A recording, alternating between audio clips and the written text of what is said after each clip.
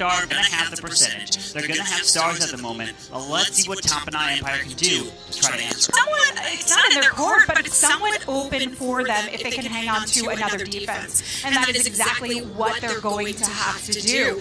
And these are the tough situations, but we know these players have brought their best defenses to the game, try as they might. It seems to be a difficult feat.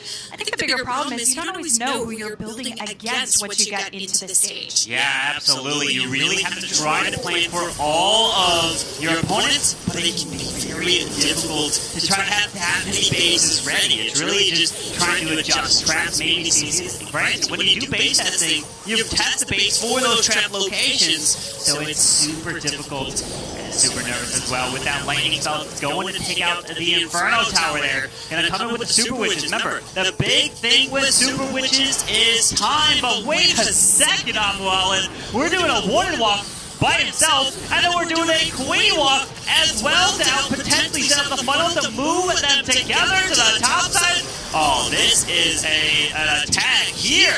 Yeah, the Queen taking on so much damage and trying to collectively push this together. This is going to really work on that time factor that you mentioned that can just quickly dwindle away. And because we've already used Zap Weight, we've taken down a portion of the inside edge of the base, so we can actually push through the remaining two Infernos here. Pushing its way right into the middle with that jump spell, giving him access to the town hall all the way to the bottom side. This king is coming from the right, and notice he does use that siege barrier, so he's taking all the risk. He's relying on that push from the top to make his way to the town hall. We got about a minute and 40 seconds left. The Hound does just pop, and these Super Witches will slowly help go through these lava puffs. But the king, he dodged the scatter shot. Was he trying to push his way in? But he does have the Royal Champion, so she can actually jump into that as the king makes his way closer to the town hall here. Yep, and of course we've got the Hogs to come in right. Ooh, hold up! We've got Valves coming into the mix to work their way through. Now they would have been really nice along the outside edge, but they're going to help push their way in as the king's already taking the lead here.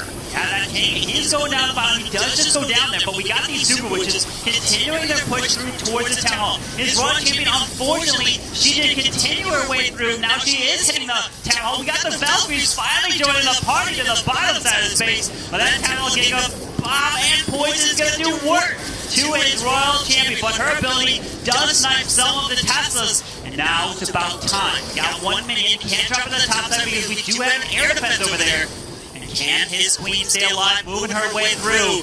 I mean, they can step into every part of the base because of the openings. So now it's just a question about time and how fast he can move his way through. Yeah, this is achievable. We've got the Headhunter on the north side of the base. Look at that, right there for the Dark Elixir storage. That's like one of the highest giveaway structures. Keeping this moving along. It may not come down to time, but it looks like Omlet could potentially clutch it. Oh, the queen ability! We got invisibility, which you can't really use at this point. Wait, you can use that on the skellies. Yes, beautiful job there. It makes the skeletons invisible so they go for the elements. And now the scatter. Queen, go on it. 4, 3, 2, 1, and yes! Triple! Oh my goodness!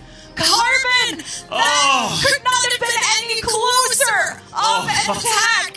I mean, look at that. How is Omlet that cool about what just happened?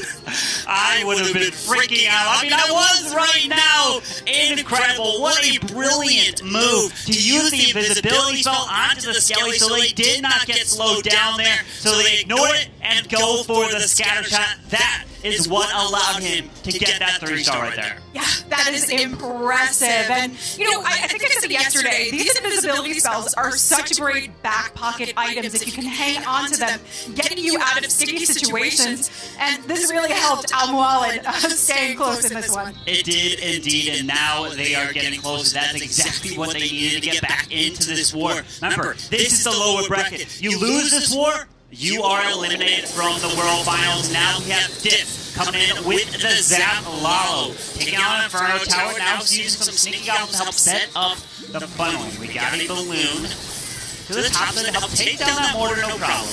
And now he's going to try to help set up the funnel. Looks like he wants to push probably the king into the scatter shot to the top side as the queen makes her way to the town hall. We have the Ice Golem providing that proper tank for the Queen.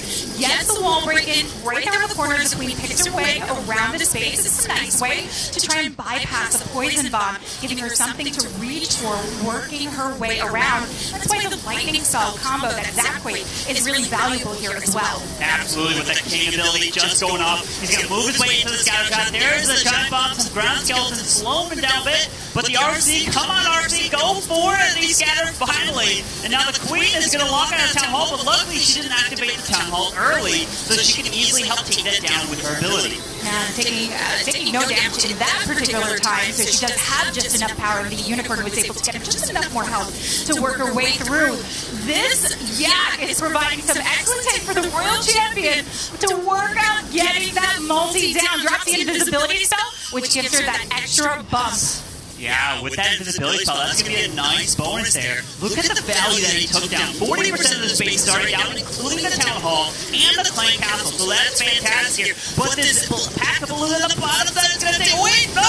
Hold on, the utility basically missed them all. So that's fantastic. And now the balloons from the Stone Slammer do get spun up with the dragon coming out, trying to take down that Royal Champion. But he's waiting on his Warrior Tome to find the perfect time. Potentially maybe around the Queen with a scatter shot, because we're probably going to find a bunch of traps in the core here. Yeah, this is also going to help if the scatter shot were to realign, but focus here right now for the Hound, and it pops and he drops that boost perfectly timed to get even more out of these pots, getting the balloon safely and securely in. Look at this beautiful surround, sweeping those balloons. Oh, he is pumped up. Let's go, Div. What an attack. He is excited, and they definitely love to see that. What a hit with that haste on the outside. So many balloons coming in for that 3-star. Diff of the tank is putting it on the board, meaning if the tank get another 3-star, they win. They advance, and they will eliminate the number 2 seed no matter what Tompanai Empire does here. Yeah, Vitang in a very solid position right now, and that's why Diff is so pumped knowing that he helped his team do that. But he crushed that base. He absolutely went ham on that one, and I think that's a huge difference because it seems like it's been so close. They've been bringing the right defenses. It's just that these players are way too strong and can easily recover. Yeah, we talked about it yesterday. We talked about it again today. It's about if you make that small mistake, it's going to cost you. And unfortunately, it was alternate attack doing it yesterday, but will it be Tompanai here? We're going to see what Michael, a DP, can do, and he's coming in with the Lalo, because it's really interesting. I was surprised that Tompanai was coming in with the Hog Riders attack yesterday. They're coming back to something they're known to do, which is the Lalos. They are so good. Probably one of the best teams in the world at coming in with Lalo attacks. It could be anything. Queen Charge Lalos, to Zap Lalos, to Blizzard Lalos. I mean, you don't know what to expect with Tompanai for their just creativity. How they use those balloons. But here we go with that King. His ability goes off. He's going to take out the Scatter Road. Champion's already down to the left. But the Queen is not there to the Town Hall. And unfortunately, the Clan Castle does get lured to the Queen. The Scatter doesn't go down. No! And it's going to go healed back up. This is not going to work for Michael. He has to sacrifice something now to come in. And the Royal Champion taking on too much damage, got distracted, was not able to work her way in that compartment. Those were great placed skelly traps there, holding off that King and Yak. That's why placing a skeleton trap next to a scatter or an Inferno Tower is a very good call, because it stops kings, stops world champions from stepping up and getting that value, maybe even adding a giant bomb or small bombs as well to help take down those barbarians from the spawn king. But now starting with that Lalo, freezing up the scatter by itself, using no warden support over there with the haste. Now the warden moving into the Eagle Artillery. Get ready for the warden ability for the header, and he does just that to help try to take down that enemy queen. So we've got the push coming in, a couple straight loons from the northern side of the base, spreading out collectively to pick up some of those outlying defenses that never went down. But the Stone Slammer coming in to pick up that scatter shot. He still needs to work through the core of the base where the multi stands, where we will see potentially most of the traps in that damage zone. They are bypassed. So I wasn't even saying the Stone Slammer was still going to go in. Okay, we've still got a poison spell, so he's going to use that on that Bloodhound once it pops here, right? These balloons come out, that Dragon Rider is going to be fantastic, get some beautiful value. But that middle multi-target Inferno is doing a bunch of damage. Yeah, ripping things to shred. And this is why you typically see kind of these splash areas here. No. You've got the red air bombs, the Teslas right there in the core of the base to try and prevent this to be taken down. And with no heal to use to get through that, it becomes problematic. So Michael, knowing that their number's up unless they were to see a big defense, we would need to see a big slip-up coming in from Vitang. And you want to know what? I mean, we can't say that doesn't happen. I am shocked that Stone Slammer was unfortunately not able to continue its path around from that left side. And that's what we talked about. You saw it right off the bat. That scatter shot not going down, which caused him to really have to adapt his attack. And that's going to be a 2-star. So now they're going to be down by 1 star going to the final set of attacks. And that is going to be a huge advantage for Vitang here. And we might just see now the number 2 seed here in the World Finals getting eliminated. Yeah, you know, I'm shocked that we didn't see a Valk in the mix. We've been seeing teams like ATN bringing in those Valks to help with the Skelly Trap, since we don't have the splash from the Yak anymore to help pick them off quickly. This is the problem here, and you're seeing a lot more players bringing in that Valk. That would have fixed us. That could have made the difference in the triple and tried to potentially keep them in it. But still, again, we need to see if they can hold a nice, big defense. Yeah, that's what Tampana is hoping for the craziest of defenses here, which at this point it's got to be a low percent 2-star, if that. I mean, obviously they would love for a 1-star, but let's be real, that's very unlikely unless he's starting with a blip, which he is. He's starting with that blip, and he's going to be coming in with that queen charge. So unless the queen somehow misses this town hall, this could be a very high percentage if this is the start so far, because typically if you're going to end a queen on Town Hall, most likely it's not going to be a low percentage attack. Typically not here, and the queen in a beautiful position. This is really nice when you use the blimps. You can lure the CC. You're getting some double duty here by taking down, creating the funnel, taking down those defenses, and getting the CC in a position where the queen is not taking on any incoming damage. Yeah, it's about this queen charge. She's taking care of these lava pups slowly, one at a time. We have just over 2 minutes, so we have plenty of time here to be able to concentrate to make sure we know exactly where the queen's going to path. And, I mean, she's definitely going to path to the right. There's no way she's going to make her way to the left side here. As she steps her way in, she should go in to grab the scatter shot. She does suggest that. We've got some ground skeletons, no threat so far. He might end up using a free spell onto this defending queen as he steps up. No, he decided to go with that rage to help assist his queen.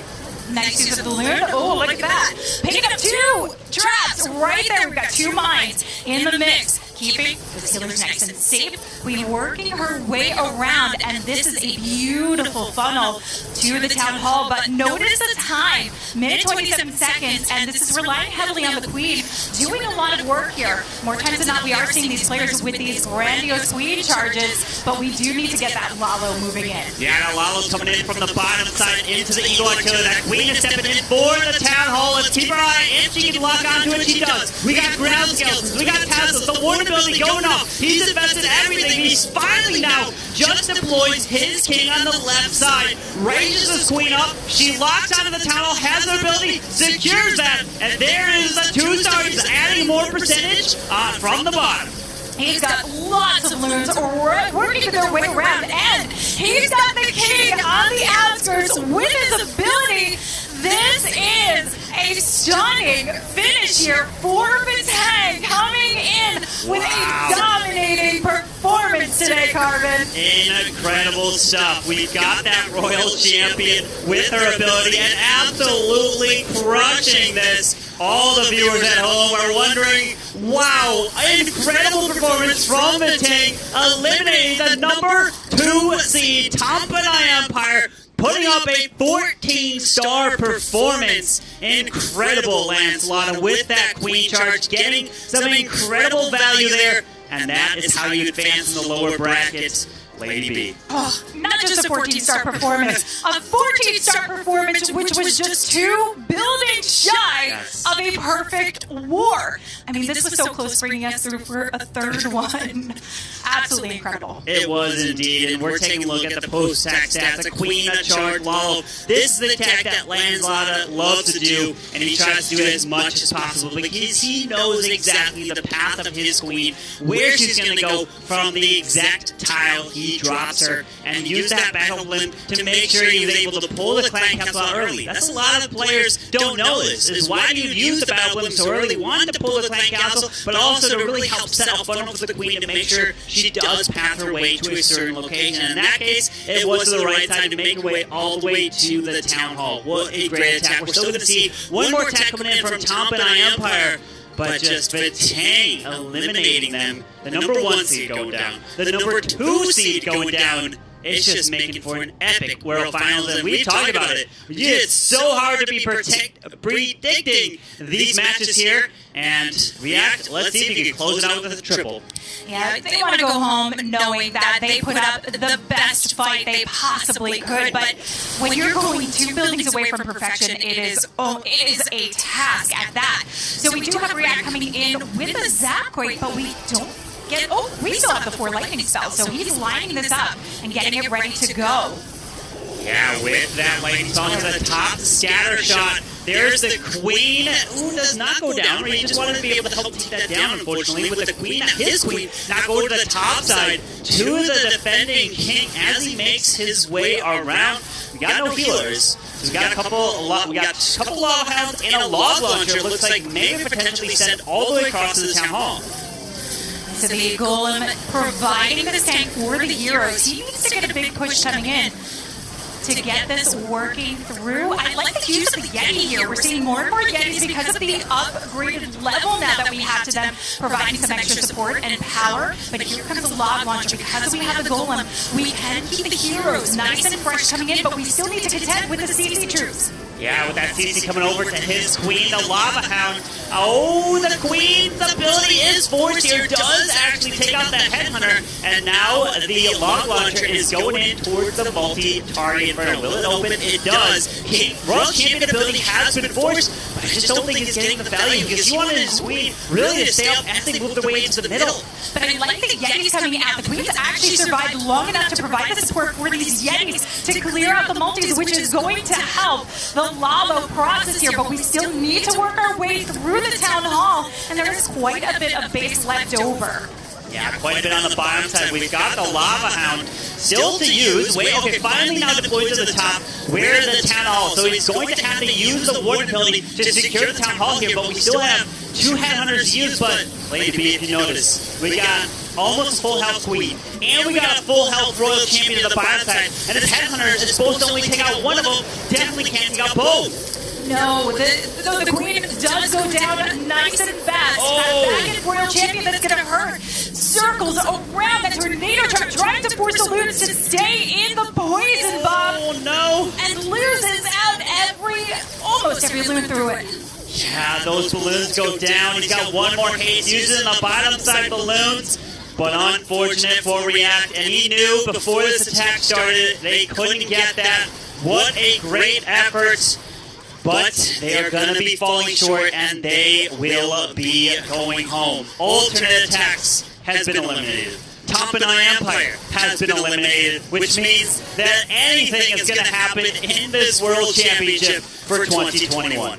Anything can. That seems to be our motto for this year. This really is anyone's war. We are going to crown a new world champion tomorrow, and Vitang has this opportunity to make that their trophy right there. And they look pretty happy about it. They do indeed. Congratulations to Vitang. They will be moving on, but the road doesn't end there. They've got such a long way to go, Lady B. It's going to be a fight to try to make it through that lower bracket. It is, and I don't think there has been one war that has not been an epic fight.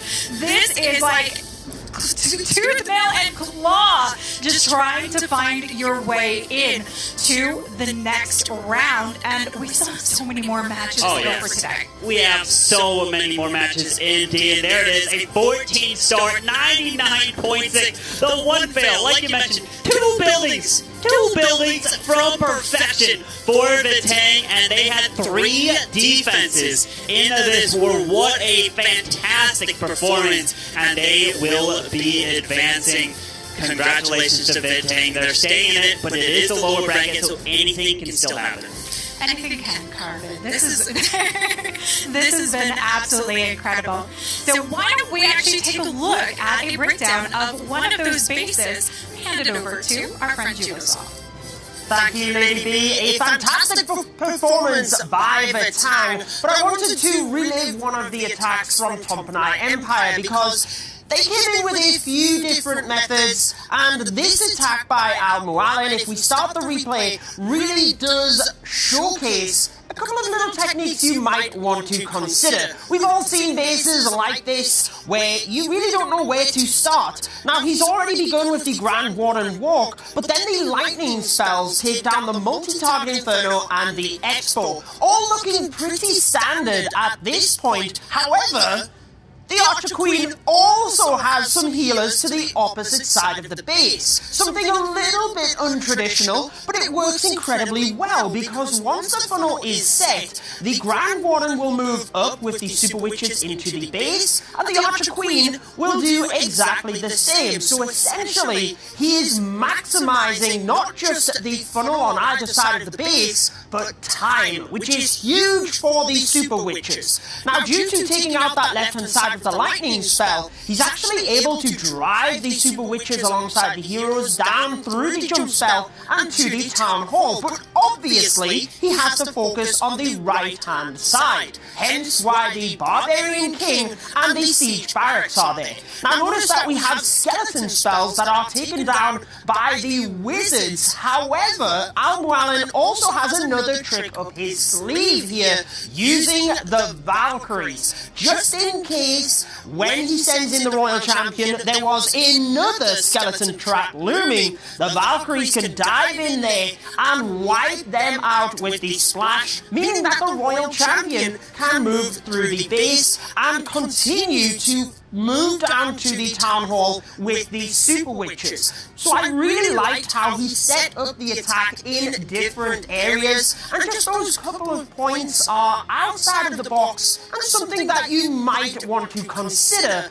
when you are doing your attacks as well.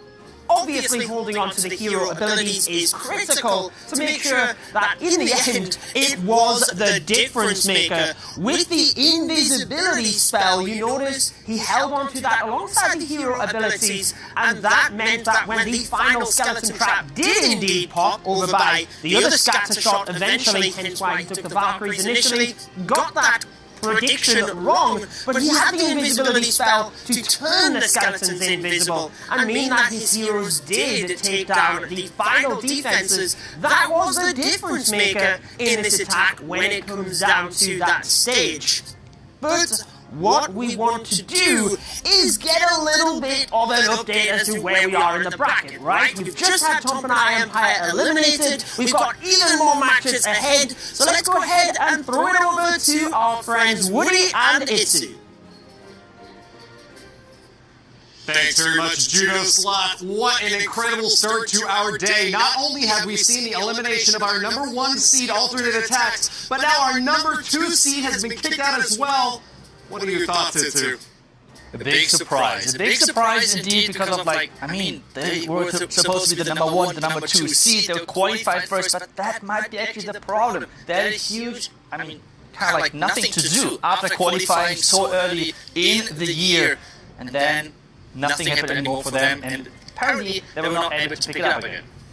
Well, they may have been gods sitting up atop Mount Olympus, but they have really been brought back down to earth as there are some new titans stomping around. Let's take a look at the bracket now, where we are back on the upper side. For all 4 of our undefeated teams, they will be dueling it out in match 7 and 8. Walk us through it, Itsu. I'm really looking forward to those matches, especially because, as we said, those teams are the teams which kind of qualified late, except Queen Walkers. I mean, Queen Walkers are always getting pressured because they're always on YouTube, so they have to perform. They have this extra special sort of pressure. So just the teams which are really active lately, they seem to perform really, really good. Which I think is a cool thing because, well, they're practicing hours and hours and hours every single day leading into this event. And I think this is really showing off today. It certainly does, and they're gaining a lot of momentum too. Both of our last chance qualifier teams are still in it. Tribe Gaming and Aphelion Esports up on the very top. And what an incredible back-to-back success it would be if they are the ones going to the finals in the upper bracket. But that's it for our previous war. Let's start looking forward. In a couple wars from now, we're going to have the Queen Walkers face off against Aphelion Esports. How can our folks at home vote to express who they think is going to win, Itsu? Well, kind of easy. Just go into the chat and use the hashtags who you think is going to win. So that's all what you have to do. Pretty simple. Not too tough. All right, well, let's take a look at the results then from our previous vote. For our next match, we've got Tribe Gaming going up against JX Tiger. How did the folks at home vote? Who do they think is going to win? Looks like it's going to be tipping in the favor of Tribe Gaming, in fact. We've got a 79% vote total from our folks at home. Only 21% voted for JX Tiger. So what do you make of that? I mean, Tribe after yesterday are the favorites. I mean, they had 15 stars against Alternate, but at the same time, JX Tiger was holding back, but Zinger, which later had 14 stars against Alternate as well, incredible defense. So I think it's going to be the question if Tribe can show off this offense again versus JX Tiger, or if the basis of JX Tiger can hold them back. That's going to be the main story. This is really a great storyline set up, but looks like our casters are all unanimous here once again. All four of them tipping in favor of Tribe Gaming, a squad with an incredible offense in that last war against alternate attacks. That's going to be it for us here. Let's send it over to our casters now. Lady B and Carbon Fin, take it away. Thank you so much, Woody and Itsu. But that's really amazing. We're seeing the prediction, 79% there, believing from the community that Tribe will take this war. I mean, that is really an amazing thing to see because after what they did against Ultimate Attacks, putting up a perfect war, and it's incredible against the defending champions, but now they're focused to try to take on JX Tiger coming up in this next match, Lady B. Yeah, and this is going to be interesting, you know, to see what JX Tiger will be able to do against a team that is definitely coming in hot. But JX Tiger is one of those teams as well that we do expect to see some great defense and some really big star counts. But let's take a look at Tribe Gaming. We, of course, we have Maxi there. Maxi with a wonderful interview yesterday. And I know these guys are stoked that they were able to dominate over ATN. Yeah, Tribe Gaming is coming in here. They're going to try to keep that momentum moving through, because if you lose, you're going down to the lower bracket. This is the upper bracket, meaning if you lose, you still have a second chance to try to make it to the finals. But they're going up against JX Tiger, and they are coming in to try to take them down. They didn't put on as strong of a performance as Tribe did, but it was their defenses that really shined. It certainly was, and they look ready to go in those photos. Fearsome like those tigers that they represent. So this could be a very fiercely fought match, but we haven't seen one that hasn't been so far. Yeah, indeed. These matches are going back and forth, but with JX Tiger, they're coming in with Joan, Monk, Rand, Chichen, and Vic, and they want to come in. Look at two other players there, and 100% through the qualifiers. What is this? These players are ready to go, and they want to try to bring the 3-star. They need to keep it going. Can Tribe keep the momentum up from yesterday? That's the question, because every single attack is going to be different. Every single one is going to require those small things. The queen has to walk the right way. The one tile has to be taken out in terms of using a wizard to funnel. If it doesn't, then it can fall apart. But we're starting off with Eve Maxi Maxi leading off Tribe Gaming, and Eve Maxi really wants to start off strong, and this is one of his best kind of performance spots where he loves to be at. So he's coming in with the Queen Charge Dragons. Okay, this is an attack they really utilize in the qualifiers a lot, using that jump spell to give him access towards potentially the back part of the base. So he loves to charge into the Eagle and then give the jump spell in towards a scatter shot, in towards a multi, and then using a Dragons and maybe a Battle Blip if he wants to switch to it for the Town Hall. Yeah, and I believe we see a lot of delayed kings coming in from them as well as part of their strategy. Just a slightly different approach that has made this work so well for them. And we do have the Loons coming in, but the Queen needs to funnel her way along. She does. He's going to have her take down the Eagle. And we just want to see if we can pick up some traps along the way with those Coco Loons. Yeah, those balloons are going to be able to tap for those sticking air mines as the Queen continues her charge in. Get ready for a Headhunter maybe to use for this king. Yep, there it is deployed. Is it just in time? We use the rage and able to help slow down that king. Okay, no problem here. His king is going to step into the multi-target Inferno. We got ground skeletons that pop. Needs to take this down. There's the king ability. Let's keep our eye, and he's forced to use that free spell. There's a giant bomb. Continuing this push in, and there is the jump done. Here we go. The dragons are down. Move his way across from the opposite side of the town hall here. This is looking beautiful with the pathing. So Wayne! Oh, has to force that Warden ability! Oh, and the Warden too early here as well. Oh no. Oh no. Okay, let's see how he's going to do this. Is he going to switch this up and not use the blimp across the base because it's an early Warden and Tone? This Queen ability has already been used, so Lady B, the question is going to be, what is he going to do to try to help make his way all the way to the town hall? Yeah, he's got to clear the path now. He's got to be patient. The Queen... Oh no. Yeah, this has gone a bit belly up for Maxi. JX Tiger looking to flex with a potential defense. We do have the blip, and look, he does wait for those dragons to cut across, clear the path, they work collectively together, because this, of course, is to save the 2-star. Royal Champ coming through. We do have the Ice Golem that takes the jump, takes the lead, so she can reserve her ability just a tad bit longer, but can she do it? That Golem taking the fire from the Expo. Yeah, it's going to run a little bit of distraction. The Royal Champion trying to move around. The Grand Warden is still up. We got the air defense over in the far left, which will pick off the Warden. The RC's ability goes off. Doesn't hit that Archer Tower on the bottom side. Does damage the Wizard Tower maybe just a bit. But this doesn't look like the highest percentage. This Warden is going to get picked off by this air defense eventually. Once he steps in range, the RC does go down.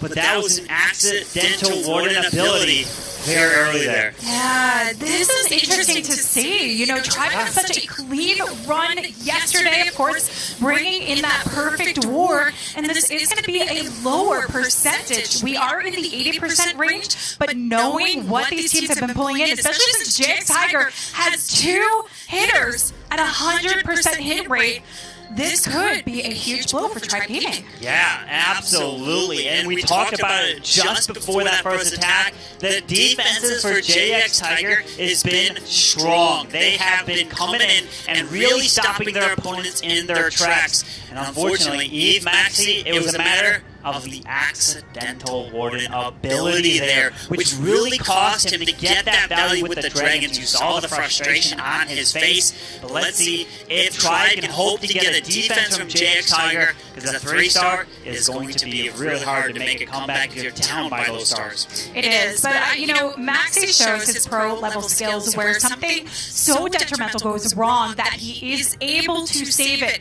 bring in the 2-star, and not get it in the 60% mark where many players would wind up doing. Yeah, with now Vic coming in first for JX Tiger, and he loves to come in first or second. He typically comes in those positions. He's actually, in the latest, kind of over the last couple months, he's not actually attacked 4th or 5th 0 times, which is really interesting to know. So he is a lead-off attacker for JX Tiger. He knows what he wants to do, and he's coming in with, looks like the Hydra a little bit, using a clone spell. So what I want to look at was that sweeper. So we're both at the sweeper pointing away from the town hall. We might tend to see tornado traps. I think Tribe Gaming really loves to put tornado traps around the town hall to try to stop attacks just like this. Yeah, and we're going to see if that is going to work in their favor. Maxi would want to see a defense now coming in after his 2-star to help keep Tribe in this from the get-go.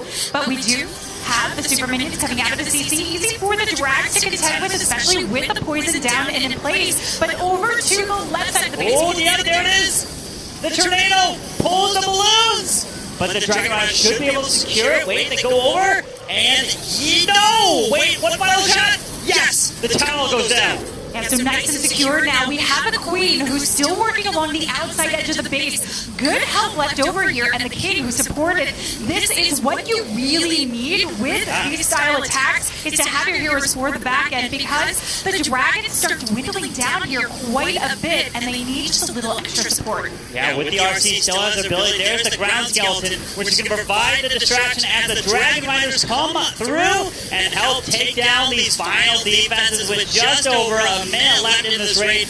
Beautiful attack coming in from Vic of JX. Tiger taking down Eve Maxi's base. And they are indeed starting off with that 3-star. So Tribe started off with an 81%. So that is going to be a very low percentage for their first attack. They're going to have to make a big comeback here. They are. Now, Tribe Gaming is a team that I can't say that they're known specifically for their defenses, but we have seen them come in with some incredible defenses. And of course, yesterday's match against ATN, which nobody expected to see. ATN get knocked out right from the start there, so they just need to bring a little bit more of that magic along today. Yeah, they will indeed have to kind of figure something out, because if they don't come in with another 3-star here, it is almost, the hope could be lost. So the pressure is going to be on the next attacker for Tribe Gaming. Will it be Eve Check? We saw Eve Maxi and Eve Checks coming in with the very first attacks, like first and second, and then we saw Chronos, Exodus, and Ebrax attack later in the war. And remember, that the first set of attackers is what sets the tone, and that's the momentum leading your way through. But Eve Maxi, he's going to help now scout, or potentially he's going to be really helping provide the scout or viewing potential traps, making sure you drop your blimp, and just have to stay focused. And Chronos, one of the best attackers for Tribe Gaming, he's coming in next, and he needs to get a 3-star, so he's a fantastic player to bring that momentum back. Let's see if he does it just here. So coming in with the Queen Charge Drag Rider. Now I notice we do have the Skelly spell. This is something that helps for a lot of distraction, often with the heroes when you want to get a little bit more power, but we can also use it for defending AQs and heroes when you're not going to really be able to get to them right away. Opens up that path into the Town Hall. Queen working her way through, and we already have the funnel set with that minion from the northern side of the base and the wizard drop down as well. Yeah, that's going to be able to help secure that workshop there, as the Queen is going to charge her way into the Town Hall. Remember, I think these healers are going to be in range of this Town Hall, and she does activate. There is a sneaky goblin that got taken out from the Giant Bomb. Wait, what are you going for? Oh, you go for the Skelly, so he's going to have to force to use another spell to protect these healers. Yeah, already with the invisibility spell, and now with that freeze, but you need to, Carmen, you need to secure that Town Hall and keep the charge moving forward when you're investing this kind of troop space. Oh, that Queen is stepping into the Town Poison. We got Headhunters. We got Super Minions. There's the freeze. Queen taking a massive amount of damage. Ranges her up. Can he keep that Queen ability? No, forces it there as they step into the Poison spell, but use so many spells in the early part of this raid.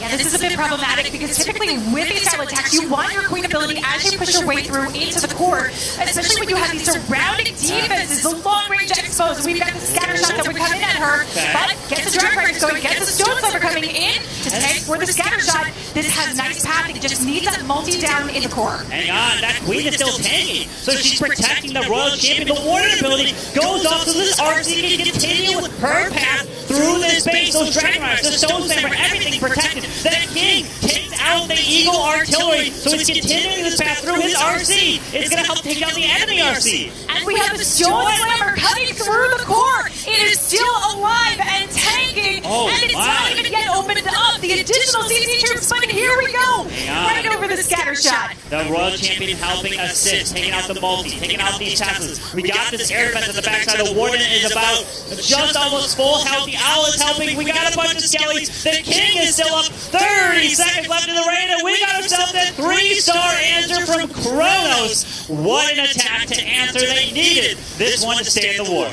They definitely did, and now they are looking for the defense to follow. But this is a small victory for them to just get the motivation going and coming in for the team. Absolutely. To see that his queen was in trouble, he was able still to push through that town hall, even though he had to use that additional free spell.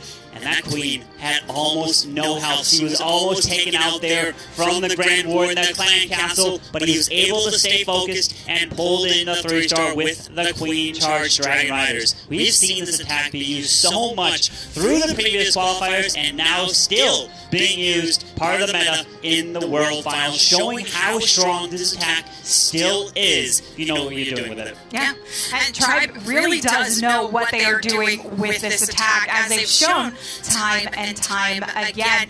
But I wonder if some of the teams will start looking at that and getting their numbers, especially with JX Tiger being exceptional base builders. Yeah, that's the question. Will JX Tiger put another 3-star on the board? Well, Tribe is hoping for the defense. We had an 81% 2-star from Eve Maxey in his very first attack, meaning that Red must at least get above an 81. And if he does, they'll keep the lead, have the advantage. But if he 3-stars, that is going to be fantastic for JX Tiger. So he's looking to do exactly that.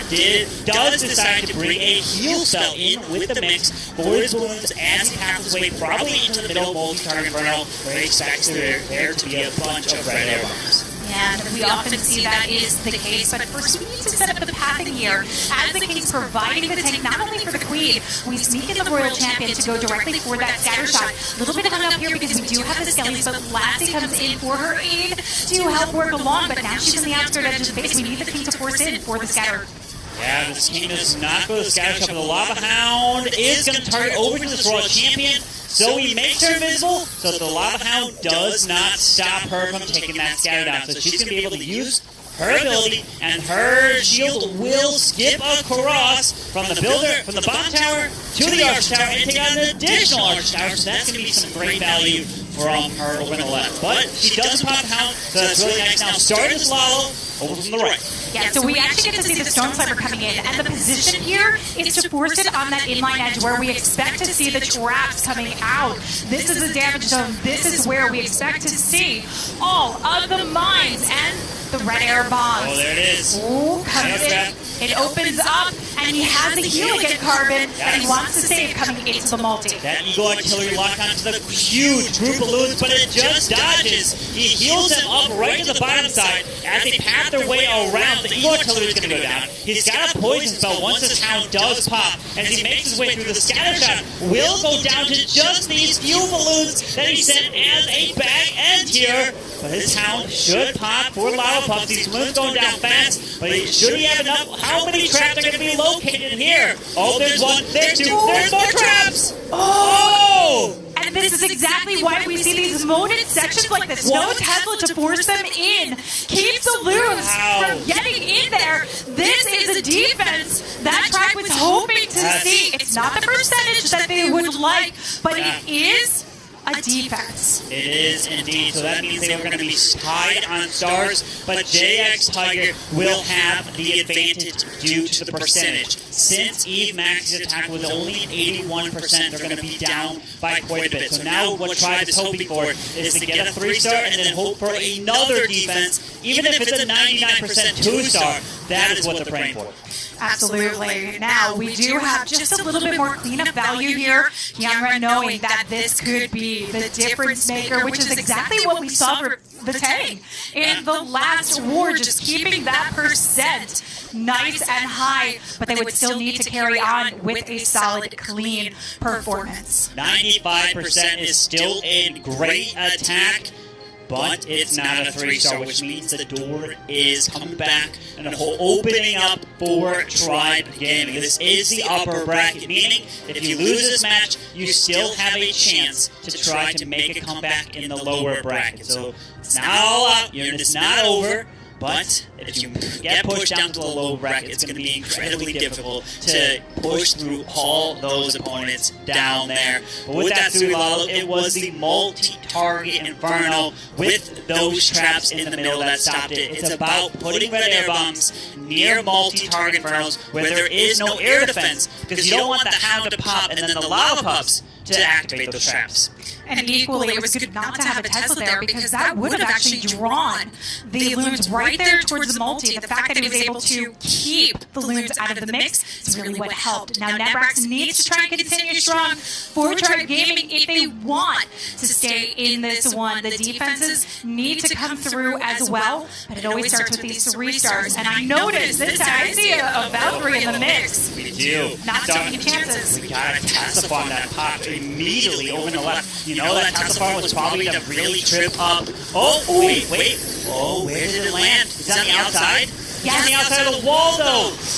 Oh, no. Nebrax, he wanted to be on the other side to take out the Queen and the scatter shot. And let's see what he's going to be able to do with that. At least the Queen did go down there. Yeah, the Queen going down is huge, but we wanted that scatter shot here as well. So we don't have the full pathing of the funnel that we wanted to see. He is going to have to sacrifice something else into the mix here to get the job done. Now, bringing in the Queen from the northern side of the base, we have the King here as well. And let's see if we bring in that Vel to help for the assist, but of course needed if there are any skelly traps along the way. But this is going to get held off and slowed down with the ice golems. It will indeed. The poison spell's down. The Queen just got stalled up by the one ice golem. King's ability goes off, but that multi-target Inferno is going to be slowly picking off at these barbarians. Is the Yak dead? Yeah, so that means that the Yak won't be able to help assist this King through the wall, but the Queen should be able to step her way to the Town Hall. There's a Rage Spell being used for his Royal Champion.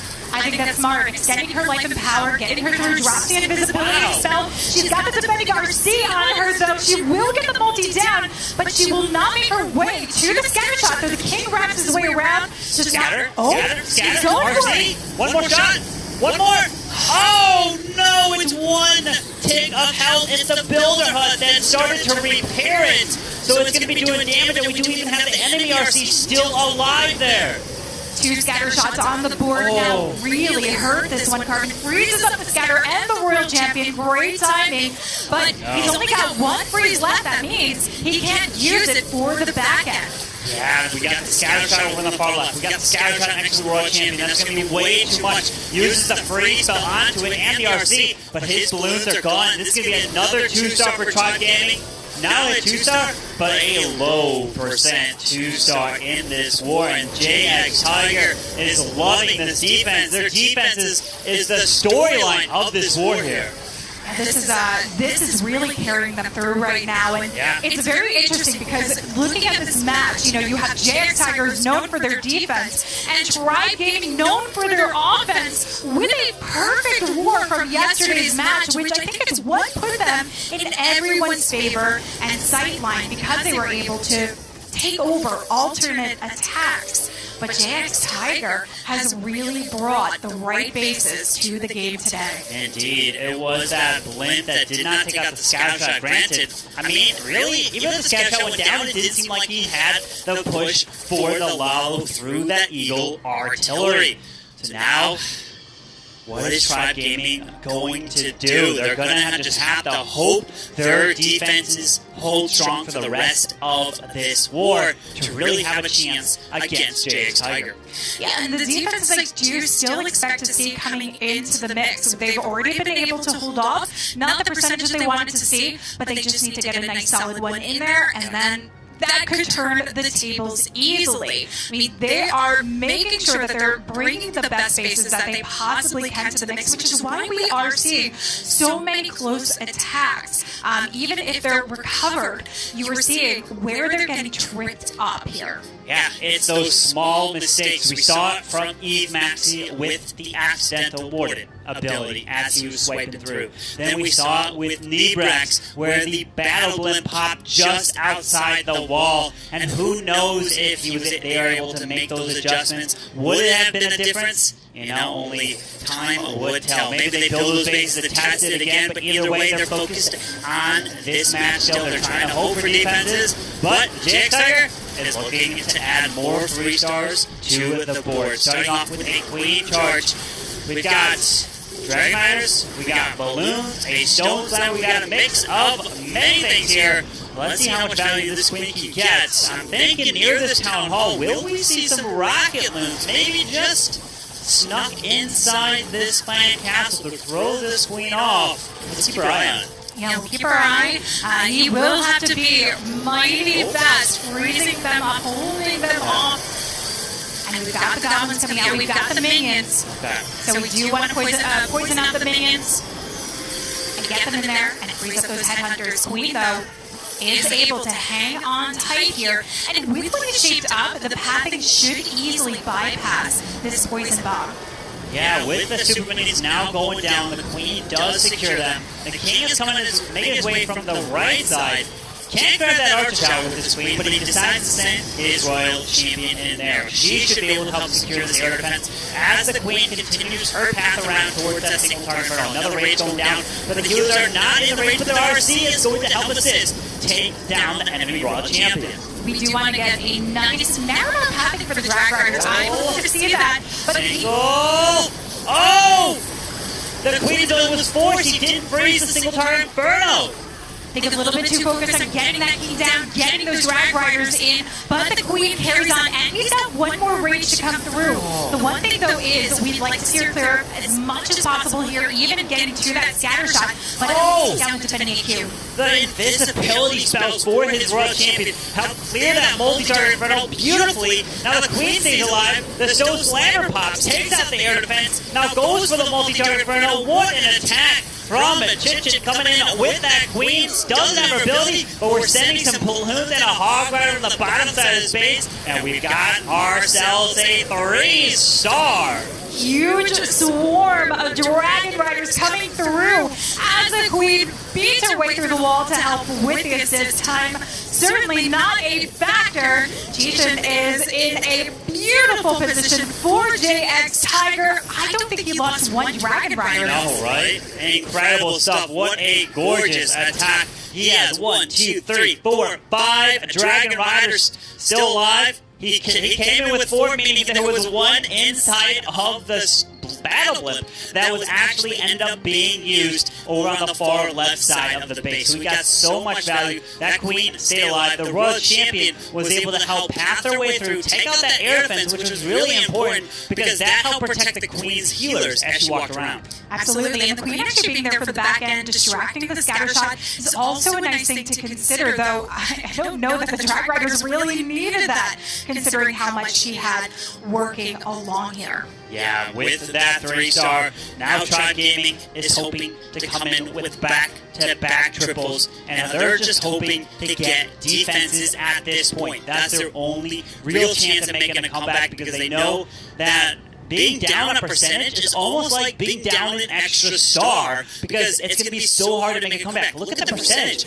98.3 for JX Tiger, 88.7 for Tribe Gaming. So at this point, Tribe just needs to try to win by a star to have a chance. They certainly do, and Evejack is one of the OGs for Tribe Gaming, of course, being there from the start, and a long line history of competitive play, having played with Dark Looters in the past. Now, he starts off with the Warden. We actually see him switching quite a bit between ground and air. Great Lalo attacker, but also very well versed in these P.E.K.K.A. Smash style attacks. And the Warden used to pick off the town hall here. It is a time investment, but there wasn't a lot on the outskirts, so he will be able to keep us moving forward quite a bit early. Indeed, that earthquake was beautifully used because remember, that earthquake is going to help damage the town hall so much. It won't force those buildings to go back once they're help healing it, but it just takes out so much health once that we're under raid. But out come some headhunters, super minions. Ooh, those headhunters look like they were targeting that Grand Warden. So did his eyes go perfectly, freeze all of that as he continues his path. Now using the Warden Turtle Tome, look at that! Even has some balloons under the Warden building to take out the Inferno Tower. Yeah, taking out the Inferno Tower, pushing their way along. Always nice if you can pick up some traps along the way here as well, keeping those healers nice and safe. But P.E.K.K.A. are here taking the lead. Super Wizards behind, and here come the reinforcement of Hogs right out of the Siege Barracks to help work along with the King and the Royal Champion. Yeah, now the Hogs making their way to the left. We got the King just getting picked up by that Grand Warden. It's looking pretty good for Evejack here as the Royal Champions continue her path around. That it is a double cannon locking onto her, but she will help secure it. Does actually have her ability. The Queen's ability still intact. So it's going to be a matter of if the RC can stay alive. There's ability. Down with steps on the more of the Archer Tower. Now the RC makes her way to the ground expo with a minute left. She won't be able to survive this. The ground expo will be picking these wizards off. No! It actually locks onto the Queen. But no more healers here. The Queen's going to jump! Wow, that Queen with the 200 IQ move there. You often expect your Queen to be beating on a wall. But she does a great job. Takes a jump. 41 seconds left to go, and they still need to get back over to the 2 o'clock side of the base. This Queen has been trained very well. She indeed has. She's going to make her way around. The cannon's going to go down to the minions. It's coming down to time. 30 seconds left. The Wizard's going for that. The Queen's going to step her way to go for the air defense. The multi-mortar. Then the Gold Sword is about to... How much health does that have? The Queen doesn't have much health. He's like it. He's pumping his fist. He's going to be getting a 3-star for Tribe. Again, and gives that thumbs up. Beautiful job. Eve Check needed a 3-star, and they did just that. Oh, just when they needed it the most, Eve Check comes in with a beautiful triple, and he is happy. This team is fighting their way to stay in the upper bracket, but we still have a lower bracket. No one's going to go away from this match. At the very least, there is some sort of safety net, but they still have a shot here today. Yeah, they want to make it from the upper bracket, because if you get knocked down to the lower bracket, that means you have to make it to the finals and then win 2 times in a row, because the winner that's coming from the upper bracket has to lose due to being double elimination, and that is so difficult to do. There's so much on the line. And with that 3-star, Tribe Gaming has a chance. They're hoping for back-to-back defenses in these next couple of attacks from JX Tiger. Yeah, and that is what we're all waiting to see if Tribe can do this. You always have to root, and I can't believe I'm saying this, root for the underdog and hope to see it. But to imagine that Tribe is in this position shows the power of JX Tiger. As Joan comes in with the 4th attack for the team, there is still plenty of opportunity here for Tribe. We'll see. Starting off with that Yeti to help take down the Archer Tower to set a little bit of a funnel as well. The Tesla did pop, but it shouldn't be too big of a deal, as one Dragon does make its path over to help take that down. Early Battle Blip coming in. Remember, these Dragons have pathway into the core. Early Warden ability. Will a Lava Hound be inside of this clan castle? It looks like it is. So if that clan castle does not go down, that Lava Hound could come out and be a big problem later in the raid. Beautiful approach, taking down the Town Hall clone Loon's perfection, clearing out the surrounding defenses, and when those cleared out, it ideally gives a pass to the Dragons to force their way into the core of the base, bypassing the poison bomb, so you get even more value.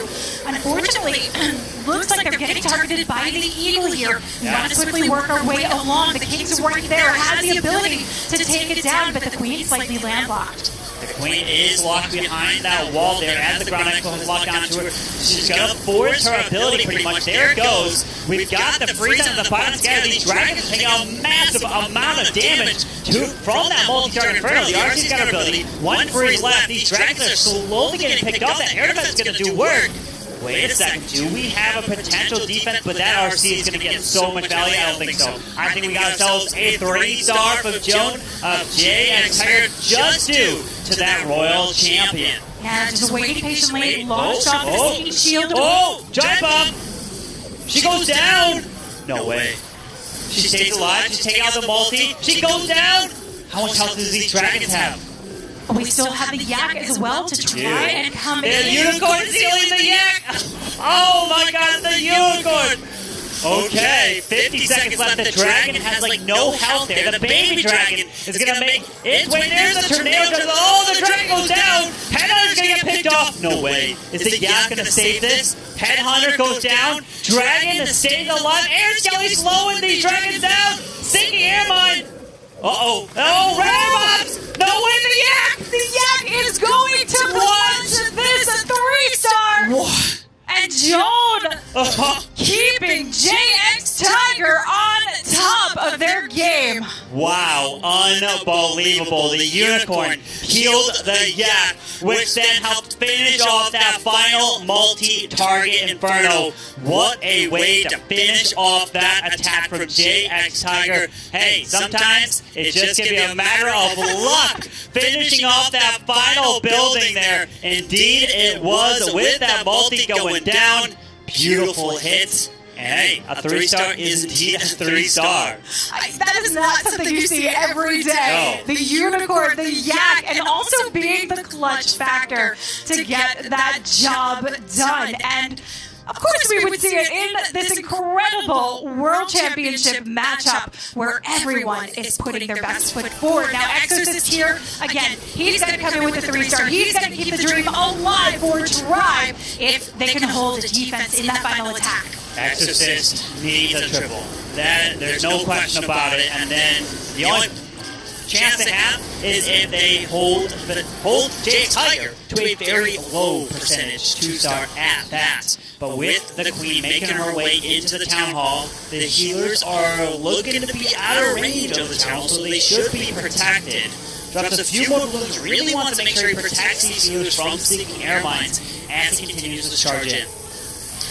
So working his way along, we have those builders just slowing this down by continuously healing up the Town Hall, building it back to health. So a little bit of a time constraint, but not too much, and it's something that Exorcist knows how to handle well, considering this Drag Rider attack is one of their most common strategies. Baby driving along the outskirt edge, we are starting to line up just a little bit more of this pathing and funnel to push along. Yeah, that super minion is going to reroute back to the Queen. Does use the free spell to push it, keep it inside of the poison spell there. But here comes the Stone Slammer with the Dragon Riders, moving into the Scatter on the bottom side. The Queen is inside the Tornado Trap, just getting spun around a little bit, but looks like she's staying alive. Now this King, he's going to loop his way to the enemy King and the Eagle Artillery to the top side. Yeah, great funnel set up here to allow that King the easy access, working along. And while that King works his way and sneaks the Royal Champion through to help pick off those outlying defenses. But look at the Pepper Crush. She's going to work right alongside now with these Drag Riders. Yeah, that Queen takes out the enemy Queen. This is looking really strong so far. That King is still up. He's making his way around, distracting these point defenses, including the Archer Tower. Dragon Riders are coming through. The RC still has their ability. The Queen has their ability. With an additional freeze, and Exorcist looks to be putting a 3-star on the board. We just have under 1 minute left, but with the abilities of his heroes, it should be wrapping these defenses up. There it is for the Queen. Takes out this Builder Hut, and beautiful job. So Tribe is going to put on a 13-star performance here in this match. Now, JX Tiger, they get a 2-star. They will be at 13 stars, so it's about how much percentage they get. Yeah, they have the opportunity, but it is still a very, very big ask here, especially what we've been seeing working along for JX Tiger. Their defense not only in their favor, but they have been on top of their game today. Yeah, indeed. JX Tiger is coming through. It's been the story of their defenses. Tribe Gaming yesterday started off the World Championship with a perfect war against the defending champions' alternate attacks, and then now they get 13 stars. So that is a big difference in terms of JX Tigers looking to put up 14 here in this war. And we talked about it. You have to be putting up 14-star performances to be taking down these teams here, Lady B. And not always, as we saw yesterday. Sometimes it comes down to the perfect war. Not going to be the case in this matchup today, but still right there on top with these big star counts. Exactly what we want to see in the World Championship Finals. Now, Mott coming in here, we do have more Drag Rider action, but he's only got 3 in the mix. Yeah, with that lightning spell helping take out that single target in front of the Queen is down. She's going to be making her way closer to the Town Hall. The Queen with the Unicorn taking his time, not dropping the healers just yet, because you know the air defense is down here. Not too much point defense is on to the Queen at all, really nothing just yet, and he's going to utilize the Battle Blip, probably going to have a Dragon Rider with some balloons inside there. Yep, indeed, there it is. Help take down the Eagle Artillery. Look at that. Here comes the healers as he pushes this Queen into the Town Hall. Yeah, beautiful approach on this one, Queen. We want to see her, again, investing even more. Not just the town hall. We have the healers. It needs to be more than that, especially when we're bringing drag riders and only 3 of them to the table. But we still have more coming in from the king. Sends a Yeti from the outskirts and picks up a mini Tesla farm here. Yeah, so we're looking at the bottom left of our screen, and it looks like all he needs to do is get a 72% 2-star to win this war. Eagle Artillery's down. The Queen is still up with the Town Hall secured. This is looking really good. And this is a Lava Hound Ice Golem, so this Queen is going to be under no threat whatsoever at this point. Poison Spell is being used, and he's just going to be able to try to coast his way to victory here. Yeah, 72% 2-star seems like an easy order for JX Tiger, especially with having this Queen charge that is already underway with a powerful push, and the King being invested with the Royal Champion to take out this 3 o'clock section of the base, taking down the scatter shot, because we only have 3 drag riders. It needs to force a narrow pathing. It really does. With that Warden on ground, he's really trying to get as much value from the King, and beautiful Warden ability. The key is popping the Warden ability when you have all the Barbarians spawned from the King, because when you do that, you get an incredible value as you push your way through with all the extra DPS from them. Plus, they provide a little bit of distraction from the other defense. The Queen stays alive, and this is looking crushed from among of JX Tiger. That Queen's ability finally goes off, has the RC ability, skipping his way through, and this was a gorgeous attack. And they're going to be pushing it up to 14 stars, and that is really the performance that you're going to have to do at this competition. You gotta be putting up 14. You gotta be putting up 15 stars. But what does that mean for Tribe Gaming? Well, they are going to be going down to the lower bracket. They are not out. They still have a chance, but the road from the lower bracket is so incredibly difficult. But GG to JX Tiger, congratulations, knocking down Tribe Gaming. You're continuing in the upper bracket. And who are they going to be waiting to face? Ooh, they will be waiting to face off against Queen Walkers or Affiliate Esports. My goodness, this is going to be absolutely legendary. Yes. But you know what? That Queen Walkers Affiliate Esports, this is one that I think everybody has their eye on. Absolutely. What a performance again. Congratulations to JX Tiger. You can see it behind us. They're getting closer to that trophy right there. They're trying to get it. I mean, winning that war against Tribe was a fantastic way to do that. Now Tribe is going to be trying to stay alive in the lower bracket. We've had incredible attacks, but really the storyline of that war for JX Tiger, we talked about it by so much, was the defenses that they came in with. Yeah, these defenses insanely strong, and this helped carry them through to their victory. But look at this, the 14 stars, 99% overall, with Young Ren's 95% 2-star. Yeah, that was the only fail for JX Tiger, 95%. We have Nebrex and Eve Maxi falling short, and both of those attacks that fell short were in the 80% range. You cannot afford that. If you fail, it has to be at 97, 98, or at 99%. Well, we've seen all those attacks, but we need the expert to break down one more attack for us. So let's go ahead and send it over to Itu to break down an attack. Thank you so much, Colin Finn. I think that was one strategy which was really defining this match, and that's Queen Charge Dragon Rider. So let's dive into the clip and let's see exactly how you at home should use this strategy, because there are a couple of tricks to this. The first thing when you're starting the attack is you want to take down the Town Hall. It's a really important defense which you would like to take down, so that's exactly what we see right here with the Queen Charge going into that Town Hall. But now you have to think about, well, you have the King, you have the Royal Champion, which you don't really need those with the Dragon Riders on their own, so you can use them somewhere else. Let's take a look at what exactly he's taking out, because he's taking down the entire Town Hall compartment. So all of this is taken down as soon as this Queen is finishing with the Clan Castle and everything around that. The next step, what is he going to do? Yes, he's going to increase that with sending in the King into the scatter compartment to make sure that this kind of like that zone which he's creating is getting increased even bigger with adding this compartment as well.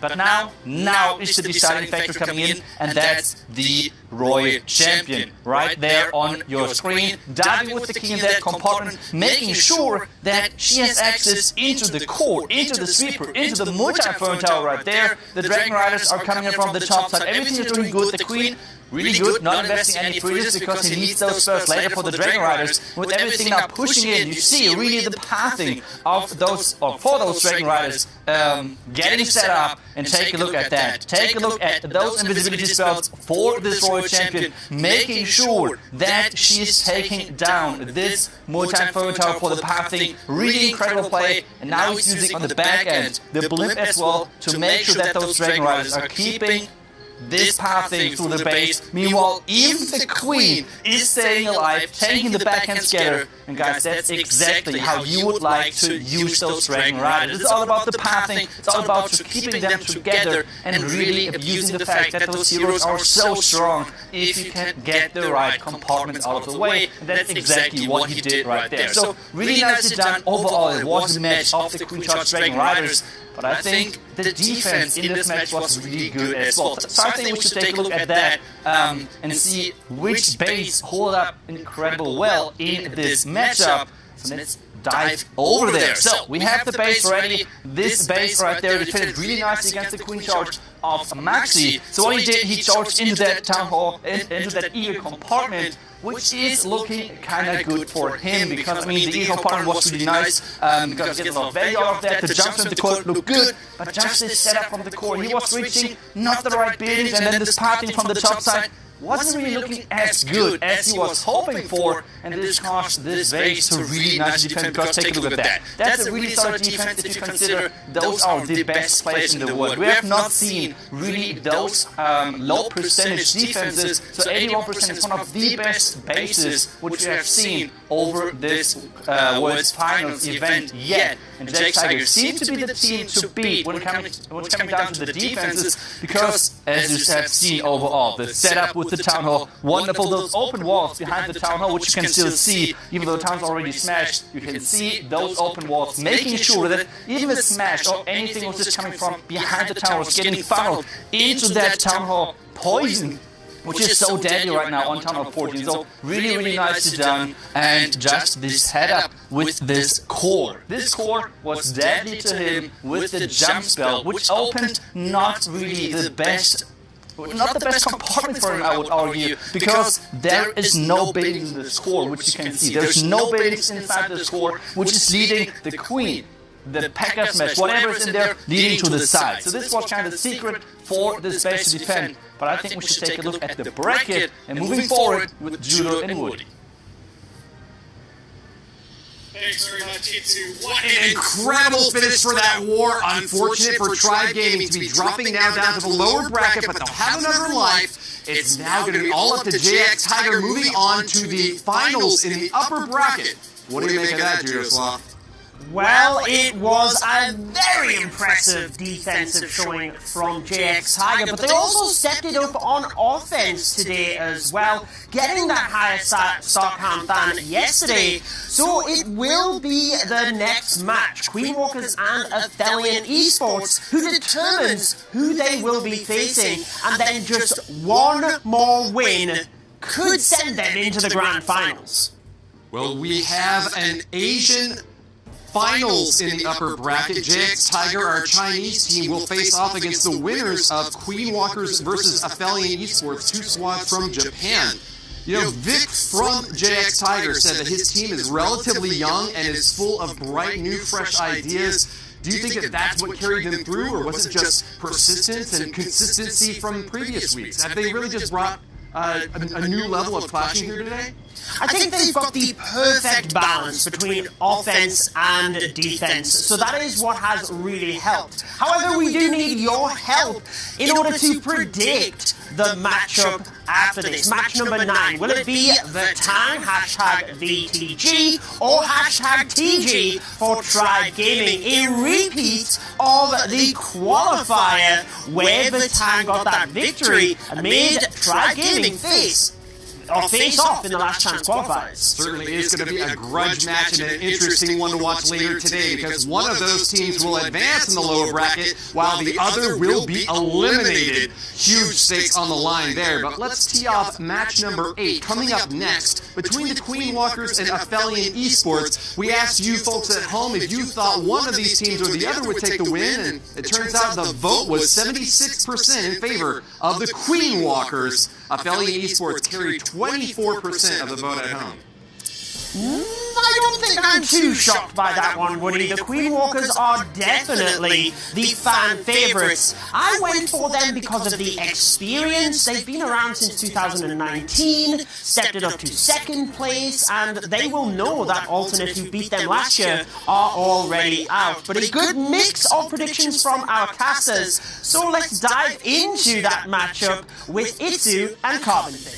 Thank you so much, Woody and Judo. We are here for the next match between Queen Walkers and Aphelion. Thanks so much for joining Itsu. This is going to be an incredible match. Well, we have Queen Walkers, who were the runner-up last year to Alternate Attacks, who have been eliminated, and now Aphelion Esports, who went perfect yesterday. That's right, but I have talked already about it. I feel like those last chance qualifier teams, they are so good in shape. Aphelion so far have shown that really, really nicely. And I think Aphelion is not a team you should underestimate. And I think this is surprisingly close. I mean, Queen Walkers, the fan favorites, they're incredibly good, but still somehow Aphelion might be able to match them. And this is scary, and I'm really excited for this matchup. This really is scary indeed, but I guess the storyline here for Queen Walkers is, can Klaus swag more spells today than he did yesterday, which was incredible. How many was it, like 4 spells he ended up swagging? Yeah, something like that. It was pretty good. Yeah. But as well, at the same time, I feel like you never really talk too much about Gaku, which is actually one of the carries of the Queen Walkers, having the highest hit rate overall of all of those players over the community leagues, which is really, really adding up. Like a lot of attacks, a lot of matches. It's not easy to be that consistent as him. Oh, it is not easy at all, but all these players, Stars, Gaku, Staj, Klaus, and Yuta, what they do is they love to push in Legends League as well, and they push so high up there, all the way up to even up close to the #1 player. But we now have Aphelion leading off this war.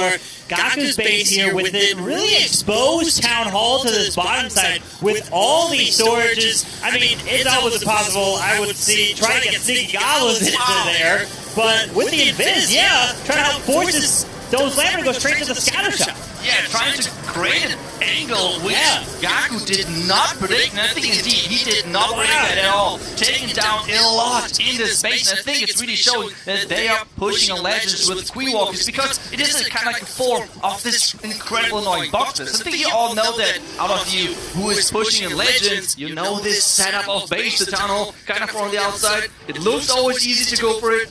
But then all of the traps on the other side, and the heroes as well, which are making things even worse. So I'm really looking forward to see how good this is going to work, because he is bringing an interesting mix of spells as well. Look at that, he dropped that Headhunter from the right side over the Town Hall, because he wanted to path the Headhunter across to pull like a tornado trap of skeletons, so that when the Queen steps up going there, she wouldn't get affected by it. What a brilliant move right there. Yeah, that's right. So we have now the Queen moving forward. Oh, wait a second. She is going inside. So we need to be quick with those dragons. If this Queen is getting somehow, we all know the Queen, is somehow getting lured over to the Stark Elixir Drill, this might be bad news. But so far it's looking good. The King with the gold on the outside, and he gets Rocket Moons for the back end, still not even deployed. Yeah, and the Queen now does loop her way back to the Town Hall. Here goes an early warning ability with the balloons, passing their way over to the Eagle Artillery. The Eagle shot hits the dragons, but they are protected by that ward and Eternal Tome as they pass away to the core. The Queen's ability takes that Town Hall down with the heal spell in the middle. There's a single bad spell to provide a distraction onto the single target Inferno. Yeah, that's right, but now we have to go against this Sweeper. The Sweeper is looking so annoying to face right there. And those dragons are just having a lot of problems to get through this back end. The Royal Champion already used her ability. The dragons are now closing in, but there's the Scatter, the air defense, and the Sweeper staying alive. The invisibility spell comes in too late. and the royal champ on the left side is not really getting in him. Guys, I'm already annoyed. I don't want to face this face. Please, no. Oh, you're gonna face it. Yeah, for sure. It's guaranteed. If Gaku ran it here in the World Championship, it's gonna be run in Legends League. Guaranteed. Especially when it defends for in the mid-70s, it looks like, closing in on 80%. Yeah, that's kind of crazy. I mean, over the year we have learned that most of the time the Legend meta is ahead of the Claire War meta when it comes down to base building, and this is exactly showing off. And I'm really scared if the rest of the bases from Queen Walkers looking kind of the same. I mean, this is the base which Aphelion attack first, right? Yeah. First attack is where you have the best idea. You're pretty happy with the plan, so you're going in with that one first. So I'm really... this is going to be interesting. That's a great point there. These players who attack first felt confident enough to say, hey, I will go ahead, take it on, and usually, I think I've talked to you in the past about the experience when someone says, okay, I've got a plan for this attack. Usually you just say, okay, you deal with it, and we'll start to think about other bases. Is that typically the process that these pro players end up doing when they're in a war of this caliber? Yeah, I think so. I back then called it's a safe call, which is like if I know in my opinion at least, will 3-star this base, then I said, okay, guys, go for the next base because the playing time is really limited. It's not like the normal clan war, like back at home, 24 hours to plan. Not really. You have 8 minutes roundabout to plan. So this is not too much, to be honest, they have to work with. So yeah, so far, really good base, really good defense from Queen Walkers. And now the question is, can they deliver on offense? That is the question indeed. So we're probably going to either see Stadra or Gaku, and it is indeed Stadra kicking it off first for them. He's got a mix of Super Bowlers. I mean, if you take Super Bowlers, if you take Super Wizards, you can't take those Super Wall Breakers. So he decided to take 7 regular ones here because he really wants to get the Chain Belly. So is the reason why he doesn't have a Poison Spell because he has those Super Wizards to try to deal potentially with the Lava Hound and the Pups? Yeah, that's exactly how we pointed that out. Making sure that those Super Wizards are getting the value. We all know sometimes it's kind of annoying if you're facing a Hound Clan Castle with those Super Bowlers because they're running ahead and your Queen is really staying behind. So adding those Super Bowlers is a really great move from Stadra. And we all know him. He's like the smash specialist from the Queen Walkers. He really loves to go in with those smash-based attacks. The Wall Breakers are connecting, and this means the Super Bowlers are in, the Pack are in, and the Super Wizards. Moving his way through. There's a Headhunter joining in with the fight. The balloon's going through. The Siege Barracks is finally coming down with that extra P.E.K.K.A. Going to help assist the King as he makes his way to the top side. Jump gives him access straight into the middle of the base. Get ready for a Grand Warden Eternal Tome! Yes! There he goes. Keeps the troops alive as he passes his way through. Another Rage Spell coming right through the core. That's right. And now we should take a look at the Lava Hound. How quick can he pop with those Super Wizards? Now it's going down. There we go. But the Royal Champion at the bottom side found a Tesla Farm around the scatter shot. But those skeletons are really giving him a hard time. And the Town Hall is on the back end. The Town Hall still has to fall. The Hog Wrestler coming in. The Super Bowlers. The Town Hall keeps staying alive for now. Yeah, the Town Hall is up. There's the freeze. RC ability goes off. Does not secure the bottom scatter shot due to the transport and the skeletons. But the Hogs making their way through, pulling some traps. Where's his Queen? Did she go down? Yeah, she must have, but he made his way through the Town Hall poison. But does he have enough? I don't know, it's not looking too good for Stadra. He has not too much back end power with the Scatter and an X-Ball staying left alive. No Royal Champion, no Queen, just a P.E.K.K.A. and a Warden, which might somehow be actually useful. We got a Yak though. We saw from the other war that it was the Yak that saved the day. Coming through, the Yak is barely alive. Here comes the P.E.K.K.A, but the Scatter Shot is doing work. That's right, but the Gold Sword just being with too tanky, or is it? No, it's not going down, but this is still a percentage lead for now for the Queen Walkers. Well, Athena with 81%. We have seen this already today, right? Like, we have seen already a team starting with 81%. You don't like to see that again. Oh, you definitely don't like to see that, indeed. That's a low percentage there. So Queen Walkers, even though they didn't get a 3-star, they are in the driver's seat with the percentage. Up in the high 90s is where you have to get if you want to have a chance at getting the win in a style like this. Because if you're not leading on stars, you want to be at least having the percentage so that if it comes down to the final attack, you can make that comeback Because if you're down a percent, it's like being down an extra star at that point. Yeah, that's right. Percentage is incredible, especially like pressure-wise. Yeah. If you feel like, oh, it's so close, like this one building, it could have went our way, but it did not. So if you really need to step things up, and I'm looking forward to the next phase of Moonwalkers, because so far, already this first phase of Gagu did not look fun to attack. So you have to wait which style they're preferring, if they keep going with this box legend style setup, or if they're going to mix things up and go into the traditional anti-3-star setup, I would say. Yeah, that is a great question. I think we might have only seen one ring base, maybe this whole World Championship so far. So are we going to see some more? Because the problem with ring bases is if you make a mistake, it tends to be very low percentage. If you fail in an anti-3-star, you usually can get high 90s, like 95, 98, 99. But the rings, they could be like in the 60s if something really goes wrong. Yeah, that's right. Take a look at the hit rates overall of this event so far. It feels like maybe actually ring bases or like legend bases in general, is the right move, because if you have one defense, it's like 1 star up in theory, and percentage lead as well. And we have, I feel so bad for Repeated right now. Oh man, I really hope there's somehow practice in Legends, otherwise this is not going to be too much fun. But they're going in with the Inferno Dragons and Dragon Rider combination onto this base, and they're starting things off with the Inferno Dragons in the direction of that Town Hall. They indeed are. It's a box of bases coming into play for Queen Walker. That Blimp finds a tornado trap right off the bat, so hopefully he doesn't find any sticky air mines, because obviously that wooden building won't be able to protect it anymore. There's that freeze onto the Queen, but the Blimp makes it to the Town Hall. Balloons will help secure it. Yeah, I feel like this Blimp bait was actually for the Blizzard behind the Town Hall. But well, with those Inferno Dragons, there was enough taking for that Blimp to reach that Town Hall. But now it's all about this right side. There's the defending Warden, the scatter shot there, so there's just so much damage. The kill already went down. So more ground skeleton traps. This is really looking tricky. Inferno Dragons on the left side taking down Expos, which are important to take down, especially with heroes alive, which are then supposed to take down the back end of the space. Yeah, with one skeleton spell to still use, you want to use it to protect the World Champion, but it looks like her ability is pretty much going to be forced here pretty early. That multi-target Inferno is taking down these ground skeletons so quickly. I'm wondering why he deployed it right there. Why didn't he maybe deploy a little bit farther away from when the multi would be able to hit it? He still has the Queen ability. There's the freeze. I mean, he might just have enough if this RC can take this multi down, but doesn't look like he will. No, like the Multi-Inferno Tower seems to be the big game changer on this one. Nothing can reach it.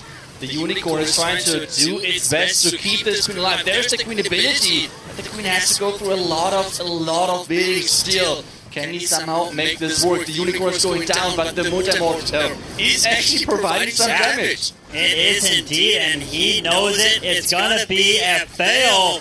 96, 97. Maybe you got that air defense for a 98%. How much health does this cannon have? Can he get one shot on it? Oh, it's full health. Well, never mind. That won't go down to 98%. And we started off yesterday for Aphelion with a perfect war. And now they failed their very first 2 attacks against Queen Walkers. I wonder if the pressure is getting to him at this stage. But, man, what a great try. Yeah, I think the pressure for sure is an important factor, but at the same time I feel like the biggest and most important thing while we're watching the small skeleton to go to work against this wall, but I just think the biggest factor is just this legend style. If you do not push on legends, and I know a lot of those pro teams are like, stop playing legends when they have to like test bases for like 5, 6, 7, 8 hours a day just to make sure they're preparing right for this event. They don't really have the time anymore to push in legends. And I feel like versus Queen Walkers, this might be not the best idea. And so far it has worked out great for them. Really feeling the pressure and struggling against those box bases. Yeah, so you talk about the box bases. So what would you say if you had to pick an attack strategy you think would work best against them? Do you have any that come to mind, maybe? Or is Dragon something? I mean, obviously Queen charges if you get the value, but is there really an attack strategy that can work the best for those types of bases? I mean, I have to have a look because we did not script this. I upload today a video on how to beat box space. It's just a random coincidence. There you go. But yeah, you can for sure have a couple of options. I think most of those strategies work as long as you know the specific entries and what you have to look out for. So yeah, it is for sure not the easiest. And as I said, it's all about this routine, this practice. And we're feeling again more like with this diamond style bases, which were really popular over the year. Yeah, and it feels like Queen Walkers are one step ahead when it's coming down to base building. Alright, Gaku, what do you got for us? We got the Mass Inferno Dragons. We saw it before, but let's see if he can pull off the 3-star with it. An early warden ability, protecting all the Inferno Dragons, protecting that battle. Well, as it makes its way through, there is the Rage coming through, going to secure the Town Hall. There's another Skeleton spell being used right there, or at least a one, onto the single target Inferno to really stop that. Town Hall's been down, and there's only 30 seconds has been used in the attack, and it's already moving its way right on through. That's right, really explosive attack, making sure the push is quick into the heart of this base. The more time Tower in the core is getting healed up again with a really nicely placed heal spell. Take a look at how many Inferno Dragons there are still left alive. Back and Scatter though is looking like a big threat, especially protected by those Tesla.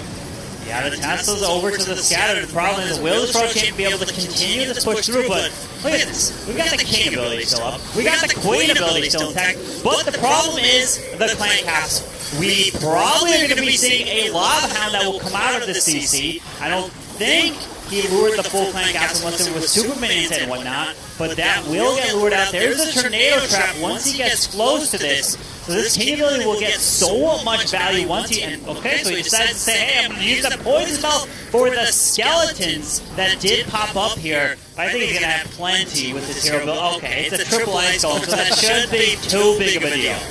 Yeah, it's only going to waste a lot of time, and I just don't think there's the damage from opponent defenses to make sure that those heroes are going to be taken down, especially with this King ability. This one last Expo is like saying, come on, heroes are so strong. What am I supposed to do against 4 of them? Yeah, indeed, right? All his heroes... Oh, never mind. His raw TV did go down. So, I mean, I guess he just didn't have enough to take it down. But Gaku puts the 3-star on the board. Beautiful job. Sadra fell 4 buildings short. But Gaku did not, and he is coming away with that first 3-star of this war, trying to stay in that upper bracket. What a great attack there from Gaku of Queen Walkers. Yeah, that's right. Really nicely done. You see the smile. He knows this was an important 3-star, because not only they have now the 1-star more than defeated, but as well the percentage lead, and that's quite a big margin. And we have seen over not only yesterday but already today how much this percent can matter in this match, and as well in this mind game setup of those seeds. Absolutely. With the 3-star coming in, it's going to be a big advantage to Queen Walkers. Granted, Aphelion, it's the box spaces that's been getting into their head that Queen Walkers made, hey, you know exactly what to do. And when we talked about them and they filled out those questionnaires, what was the one team that they really thought they knew the best? Well, they both said each other. Since they are both from Japan, they face each other so many times, they are very familiar with their attack strategies, and they are bringing another kind of box spaces looking like here. We've got ourselves a Town Hall all the way to the bottom side of the space. He's bringing that Queen Charge Dragon Rider, starting off with the Queen to the top side, all the way on the opposite of the Town Hall. Let's see if he can get all this value. Yeah, it feels like the setup from this attack seems similar to what Tribe Gaming has doing with their Queen Charge Hydra. Queen charging into the Eagle, trying to take that out as quick as possible, and then going into the flank, into the Town Hall, and making sure that's going down. So let's see if Shoya is going to do the same approach, the same route. And so far, he's doing exactly that with trying to get into that Eagle as quickly as possible. And there were a lot of red balls. There was indeed, protecting those heroes, but that Queen is taking so much damage from these ground expos here, but he does wall break a little bit more, and now the Queen should continue her path towards that Eagle. That's right, and he wants to take down those sweepers, making sure that the pathing later is not really getting affected for those Dragon Riders. And take a look at that King. That King did not go inside. The King was supposed to take on the defense. At the same time, though, the Queen can reach that.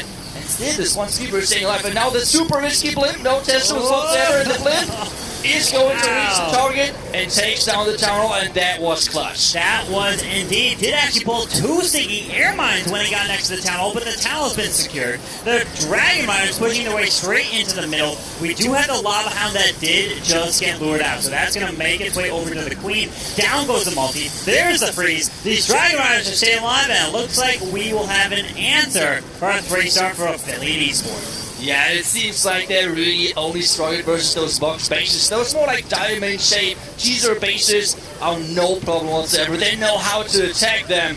And, well, what an overwhelming attack this was indeed. Dragon Riders left alive everywhere. And this means even the queen is staying alive, even though there was a lot of damage on her early on. There was indeed, but all we got left is storage is now there. Oh, there's the tornado trap. You got lucky there on picking the right. It was really, to be honest, it is. It's just as a base builder, you're just hoping, crossing your fingers that they pick the right spot when to drop that blimp to get pushed into the tornado trap. Well, he picked the right side and indeed made it to the town hall and pulled off that 3-star Shoya. What a great queen charge into the Dragon Riders. And they needed that to keep pace with the Queen Walkers. Yeah, that's right. This 3-star was incredible. Important to make sure they're staying close. Otherwise, it seems like Queen Walkers is kind of running ahead. Yeah. And I'm so looking forward to see what type of bases Queen Walkers are using with the other 2 open bases, which they still have. Though, we have now 2 of the attackers, which are getting highlighted quite a bit. Stars and Clouds should be up next for Queen Walkers. Yep. And I think we're on the right. I think for Stars, if I had to take a guess, attack you may come in with, my guess is going to be a Blizzard Lalo. Granted, he could do anything in the world, but Blizzard Lalo is probably, I think, what he loves the most, and he's so good at it. He did before. He used the Hound, made the air defense invisible, rerouted the Hound, sent the blimp in. He can just do some amazing stuff. And it looks like Stars is coming in, but he's got himself only 2 invisibility spells, so he is deciding to use the Lalo, but it wants to be a Zaplo with the lightning spells. Yeah, since he has like 5 with his army, I think it's going to be on the multi-fern tower, on the sweeper, and on the X-bow, which is actually set to the lower range, which is something which we don't see that often, right? Like typically, we don't really see those gear-ups getting used because they're not that powerful. Oh, wait a second, there were like 3 black mines right there already. Wow. So that's a lot of airjet already gone, and now we have the rocket loons getting looted out. Yeah. This means they're now pretty much useless, to be honest. Yeah, indeed. Those rocket loons are not going to do anything. Now, pulling some Tesla, it looks like, and he's going to be able to make his way probably from the left side all the way to the town hall. There's the poison spell. Queen's going to lure these rocket loons into the poison with the unicorn onto the queen as she's making her way through. The giant's supposed to provide some tanking. And there's not too much point defenses at once. Oh, well, we got the starting to test the cannon. As long as he provides a little bit of tanking, that queen makes her invisible. This one's like 0 HP right there, and I think he needs to invest quite a few more spells to make this work, but how is that queen still not using, like, I feel like Mike would have died already like 5 times or something. This is just crazy on how little HP she keeps surviving, but it's not going to be easy. Now he's using the baby dragon to tank for that queen's genius, but I would say, now, no, she's not moving back. There is the lightning spell, which we were talking about earlier. The warbreak is in there as well. And then he's going to get the queen to the town hall. How is that queen staying alive for so long? Stars, what are you doing? How is this queen making it to the town hall with no health? This man is on another level. I mean, he's out of this world. Stars, you're crazy. Using those level 1,000 heroes, you just cannot die right there. And the Laro starting off from the bottom side. Royal Jimmy taking down another key defense in the multi-infern tower. And now everything is going into that scatter shot. The Haze Burst there. The Hounds are flying across. And with this, there's nothing really left in this space. There isn't. Indeed, these balloons are going to be pounding their way right around. The lava hound is still up. Yeah, I mean, at this point, he can just let the hound go across. He wants the hound actually to pop to have the lava bumps to help clean up. So he didn't actually need that freeze spell near the Grand Warden. He's got 40 seconds left, and this is a beautiful attack right there.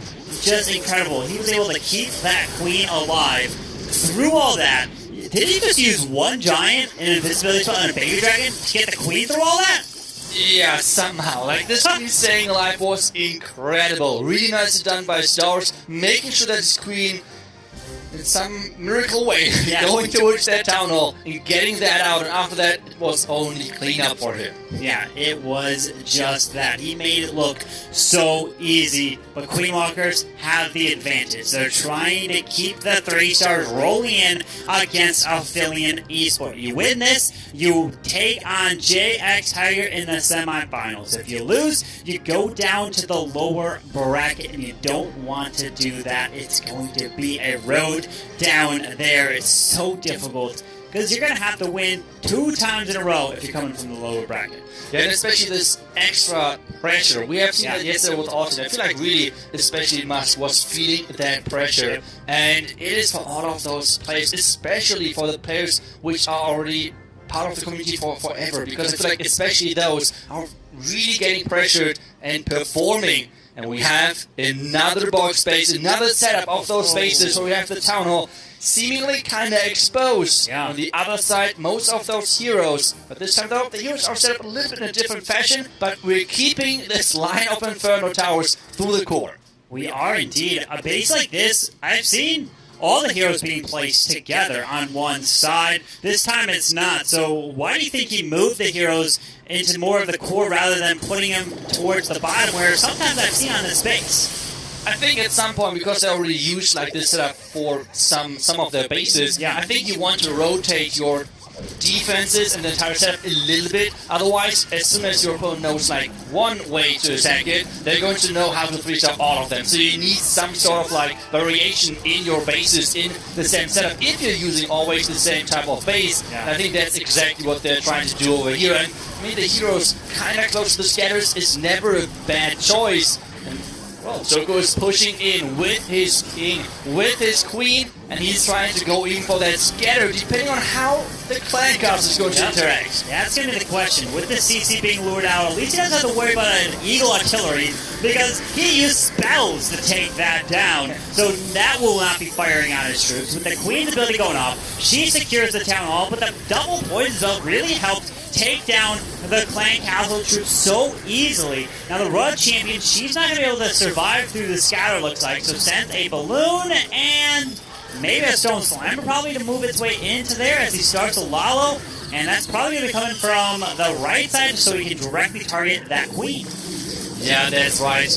Making sure this queen is getting taken down nice and early with those headhunters coming in then soon. The Slammer now is joining forces with those loons, with this hound, which is already popped over there, but he's saving one more hound to take down the last elephant at the bottom side. Headhunters took down the queen within seconds. Wow. And he still keeps that warden ability for now. He does, and decides to use that freeze, but misses the scatter. It's going to be a go! We got a go! He's forced to use that warden until he realizes all the red air bombs are hitting this compartment over here. So he's using that, but we do have the multi-target Inferno. With Texas, the Grand Warden, the pathing is not ideal. I don't know if he's going to be able to push these balloons there. That's going to be rough. I mean, we know already the red bombs are not there anymore. They're already gone. But still, this multi-Inferno tower, and I'm not sure if the pathing is nice into that. Yeah. We have now the loons coming in, and this Dragon multi-Inferno tower, the Dragon Rider, you're right, 40 seconds. And now, maybe the King is coming in clutch as defense, because we all know the King is one of the best air defenses in the world when it comes down to stalling the timer. Yeah, imagine if the King could take out your air troops, he would be just overpowered. I mean, it feels like he can reach it. Just jump up, you know? You can take it down, but I guess Throwing the sword. Right, yeah, so we're throwing it up there. I mean, remember the legend of the last lava puck trying to take that puck down, not able to reach it. But there we go. The storages go down. Not too much time, but she'll go with the 3-star for Billion Esport to keep pace with the Queen Walkers here.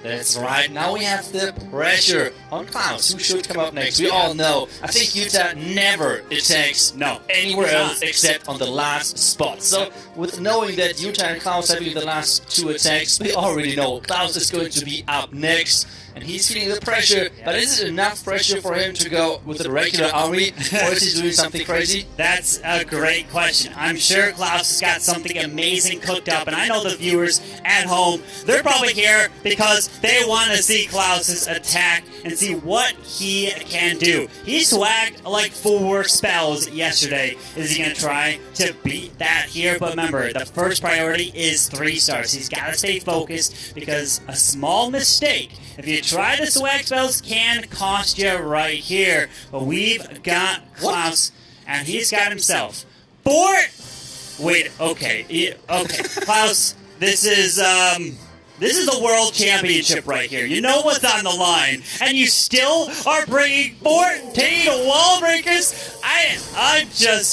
This is why people are waiting, staying up till 3, 4, 5 in the morning just to watch this man attack.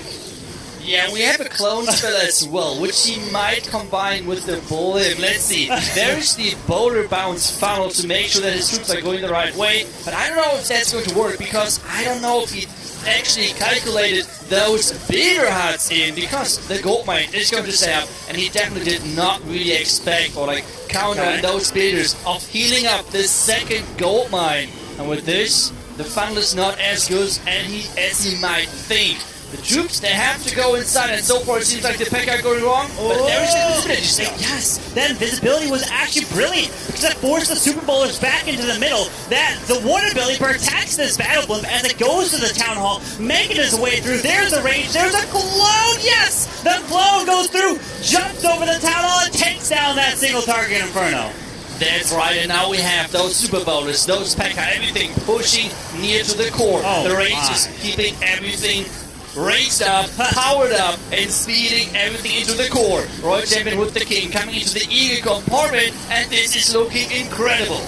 This is insane now. Let's see if the Queen can stay alive. Not too much. A lot of the troops have gone down, but the Queen's ability is still intact. The Scattershot needs to use it. He does. So the Scattershot does now lock onto the Warden, which looks like he is going to go down. But the King is still up. Royal Champion with her ability, 2 free spells. Klaus, you can't swag these spells. You're probably going to have... Wait a second. Well, I mean, with the RC ability, maybe he could, you know? He's making his way around to the Scattershot down here.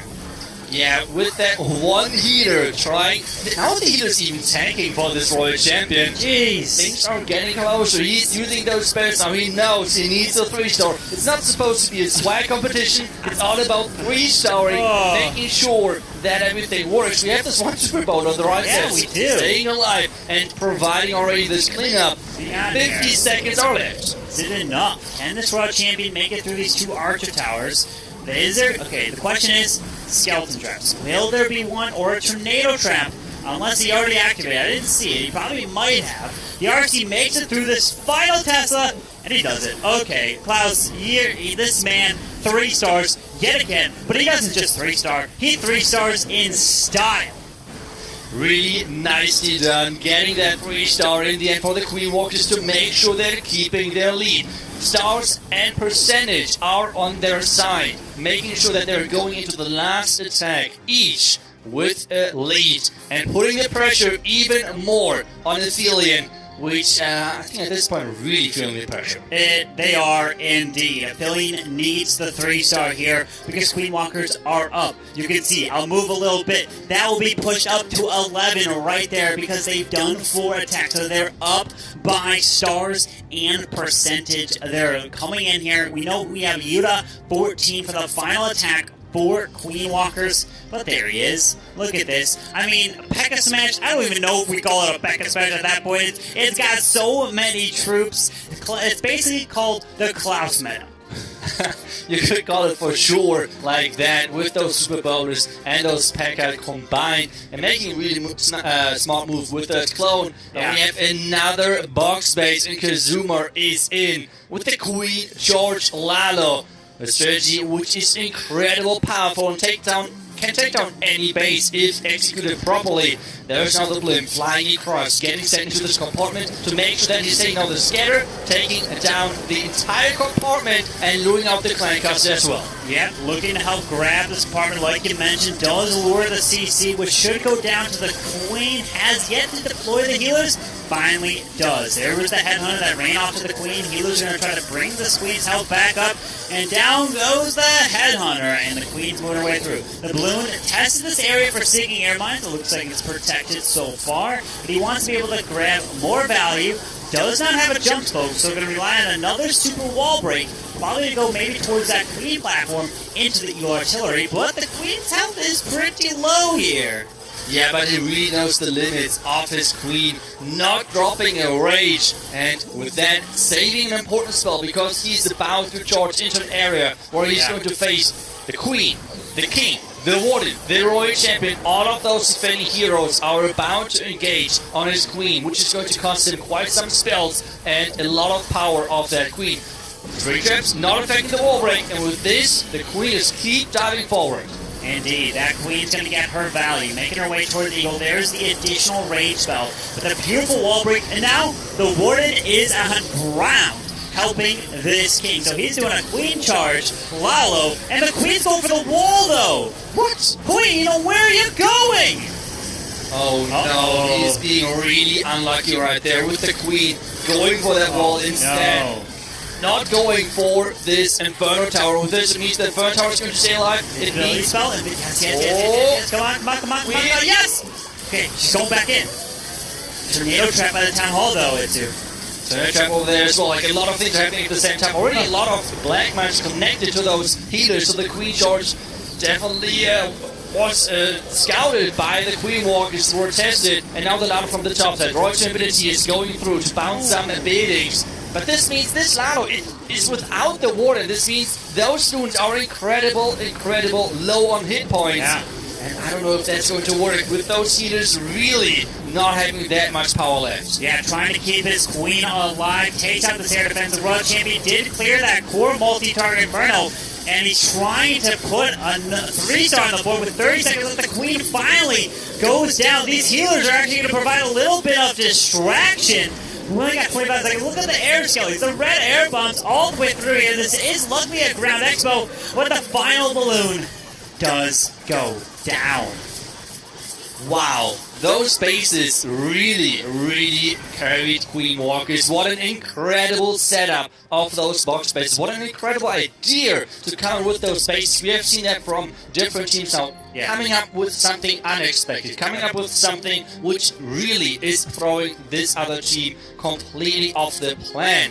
And so for those box bases were nice on defense for the Queen Walkers in this match. Indeed, the box bases have been so strong, and he had to use that invisibility spell to reroute the Queen. If he only had that spell, maybe to use for the Queen to protect her, that could have been a huge difference maker. But you mentioned it, about UW14 being the last attacker for Queen Walkers. Well, we're taking a look at some stats from at least shouting out Chase the Ace, because he's amazing coming in with them, and he's recorded out of the last 93 attacks for Queen Walkers, UW14 has attacked 5th in 93 of them. Every single one, he always attacks last. I don't even think I've ever seen him not attack last, to be honest. So he loves this position, and he's bringing the Sneaky Goblins and the Rocket Loons as well. And look at that, they need a 1-star, 79% to take the victory.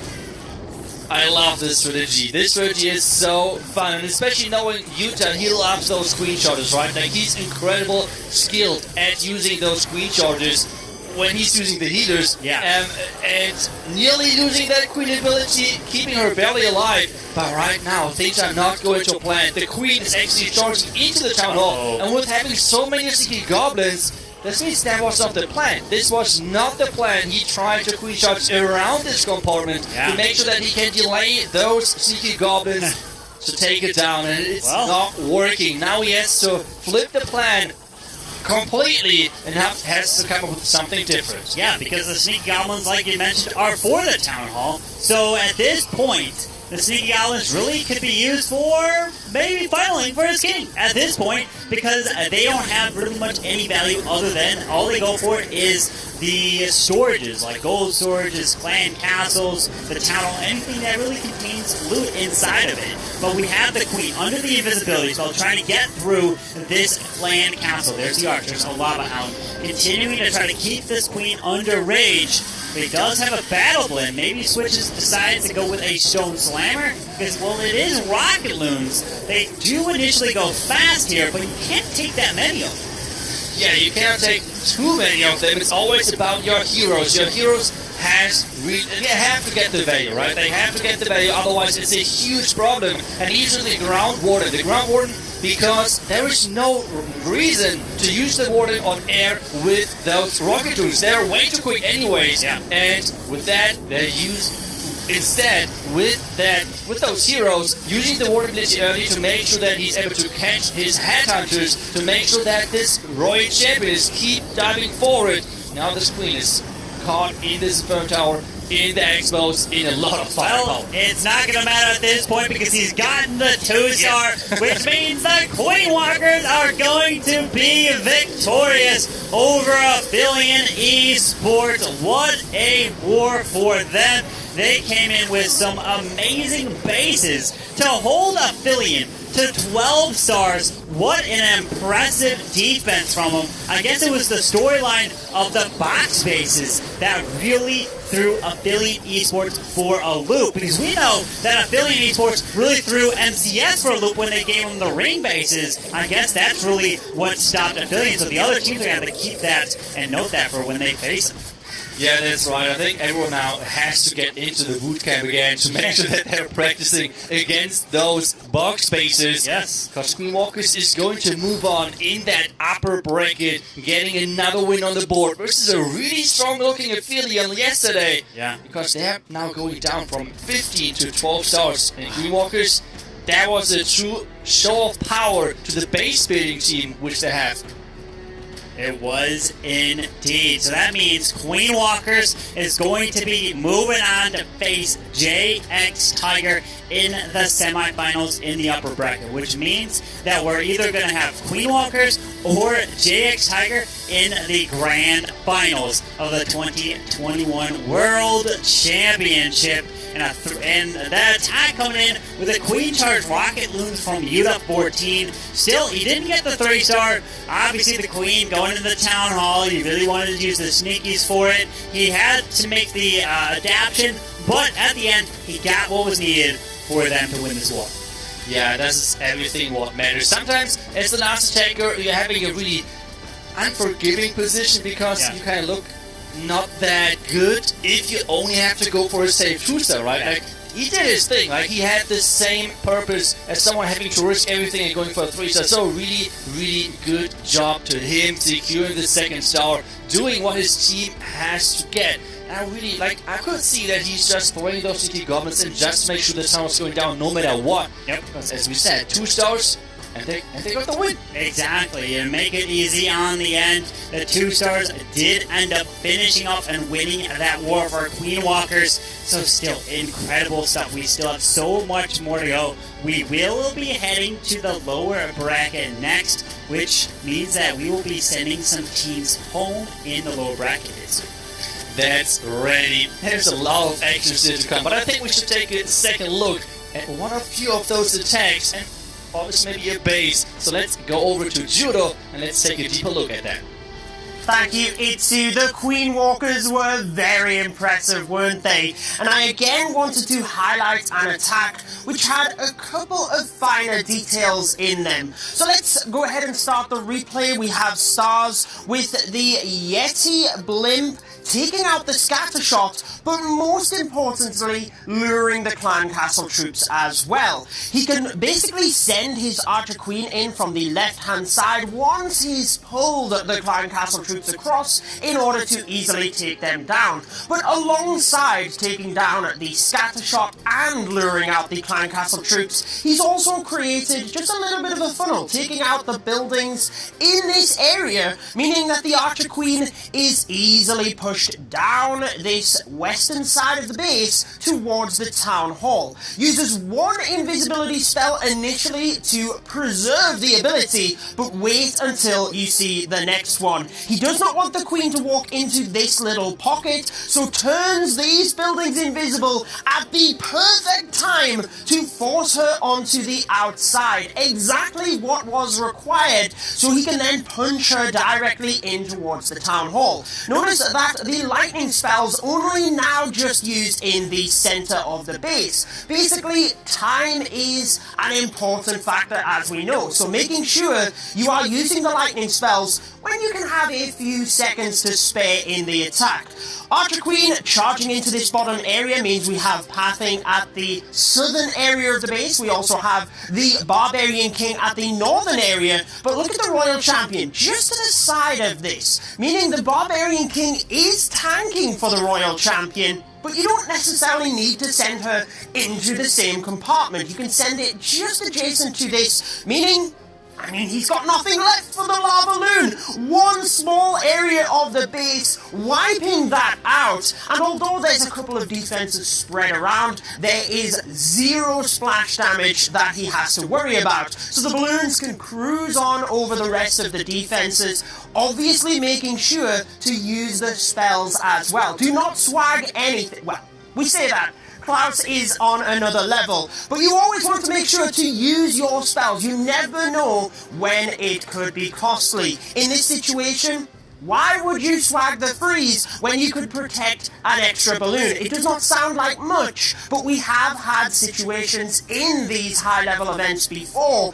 where time is the determining factor. And if that is the difference maker, then you always want to make sure you can take down the buildings as fast as possible. Hence why, even if you know it's going to be a 3-star, you might be able to shave off 1 second. It could be the difference maker, and you never know when it could be the difference maker for you at home as well. If nothing else, it is good practice to get into. It does shape up a fantastic upper bracket final between JX Tiger and Queen Walkers though, doesn't it? Especially because we've seen such strong bases from the Queen Walkers in that last matchup. Unfortunately, we're not going to break down one of those bases for you here, but I am sure that you might want to head across to Itsu's video where he breaks down the box bases because they were used to great success, and who knows, maybe you might come across one as well. However, let's go ahead, take a look at the bracket, get ready for the next matchup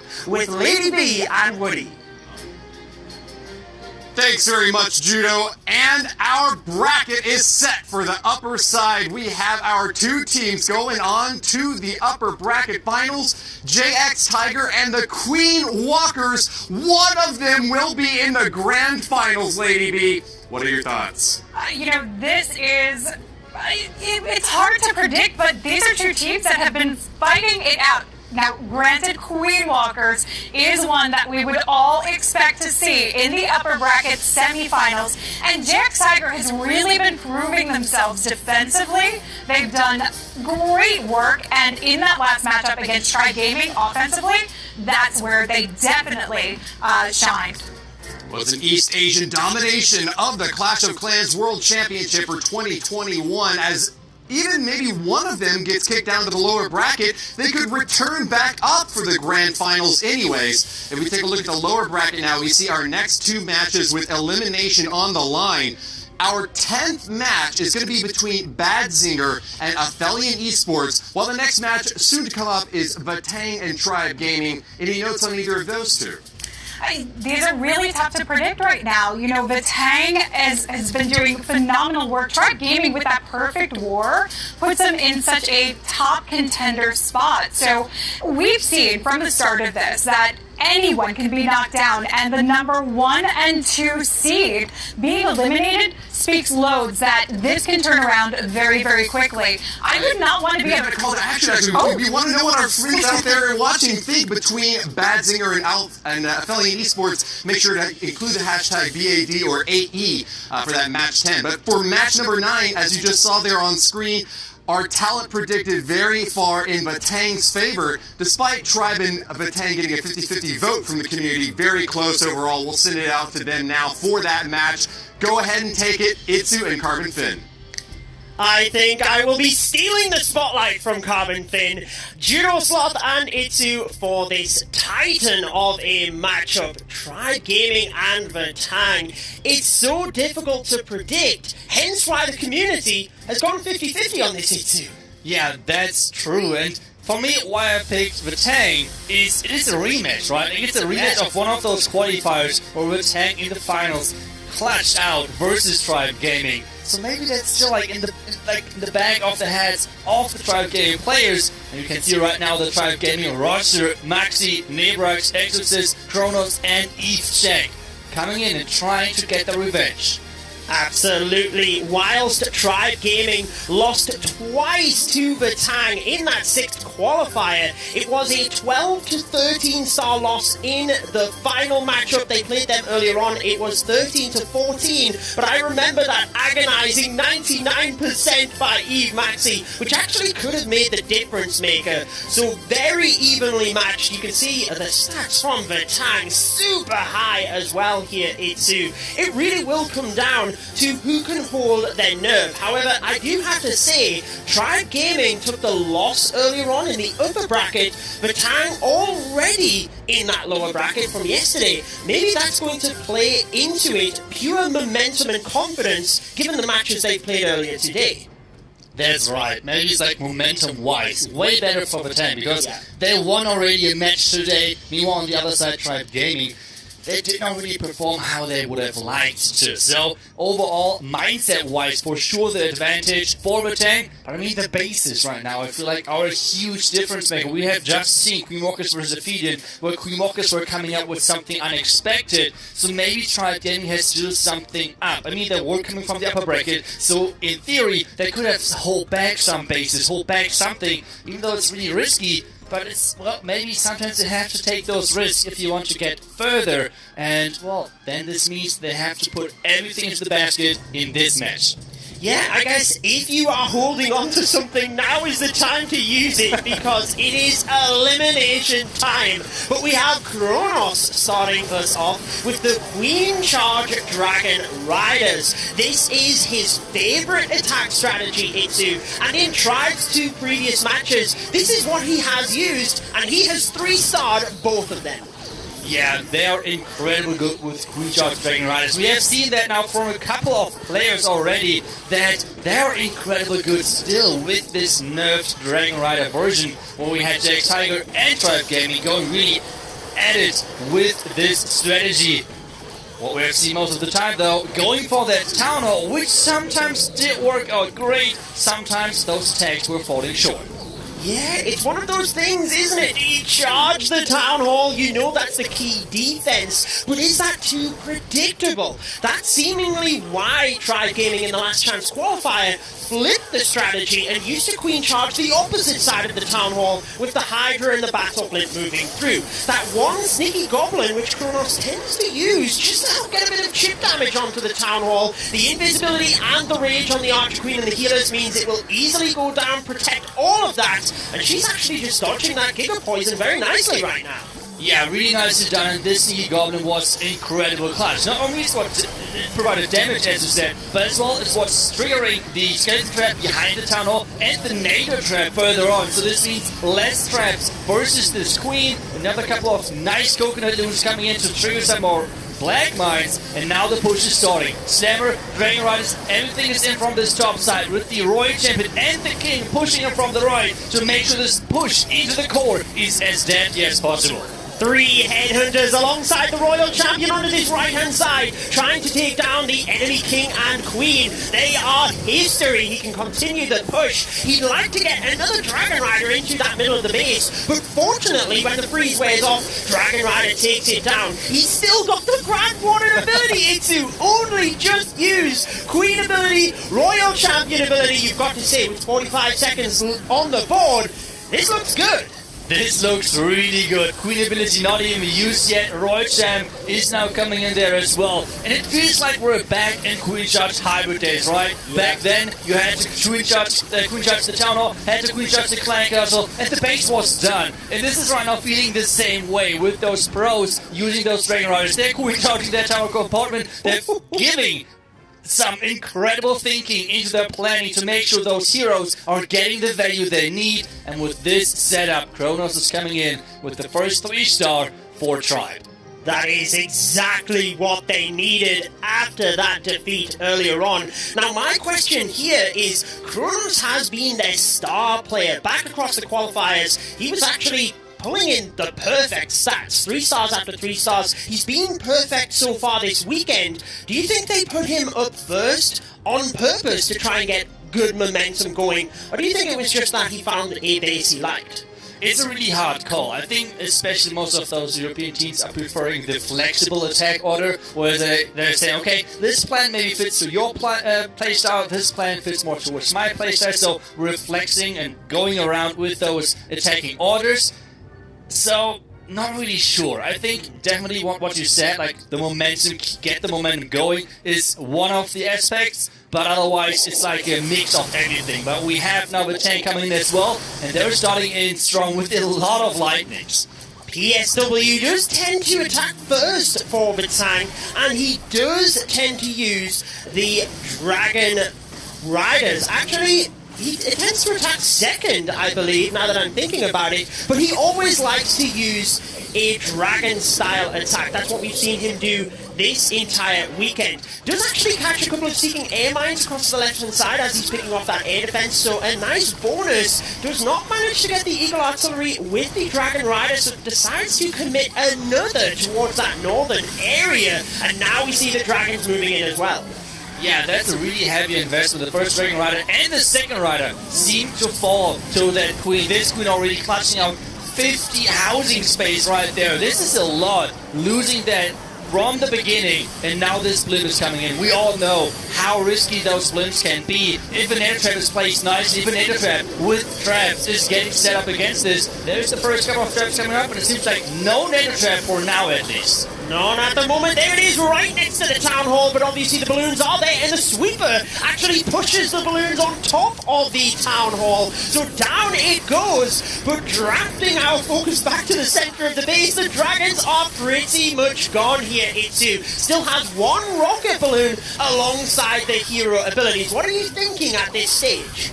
It's really tricky. It's really depending on the ground skeleton traps, because the Expo, the scatter is dealing a ton of damage. So if there's the Hound is coming out as well. So if those skeletons can out take somehow give those defenses more time to dish out the damage, it would look good. There is the skeleton trap, but at the same time, it feels like the Royal Champion is having a lot of hit points still left. She is just charging through these defenses, isn't she? The scatter shot falls. Archer Queen still has her ability, and we've still got 1 minute left. Now, the Royal Champion does fall. The Archer Queen, while she can move out of the base, she has to take quite a long route and then move back in. I think it's probably going to be a time fail. Yes, I'm sorry. I think she's going to go for a wall. And we all know the Queen. She's going to go for a wall. Yep, there we go. Wall is targeted, and now we have that Queen ability. And as I said, time is ticking. And this is not looking that good for the tank. It is not. I mean, we've talked about how the Tang seem to be Tribe Gaming's nemesis this season. Tribe Gaming lost to them twice in the 6th qualifier, hence why they got the silver ticket and had to battle again in the last chance qualifier. But this is the start they would have wanted. Despite a high percentage, it doesn't matter. Stars is the factor, and Tribe Gaming take an early lead. Yeah, we saw his reaction, right? Like in the player camp, really seeing this was not how he imagined this. And we always talk about this, like this attacking order, which is so important for those pro players because the first attack, you have to think about that. They have 8 minutes roundabout your plan, and the first attack is nearly always the one where they say, okay, we like this plan the most, this is the perfect base for this plan, so let's go. Let's go and get this first star, those first stars on the board.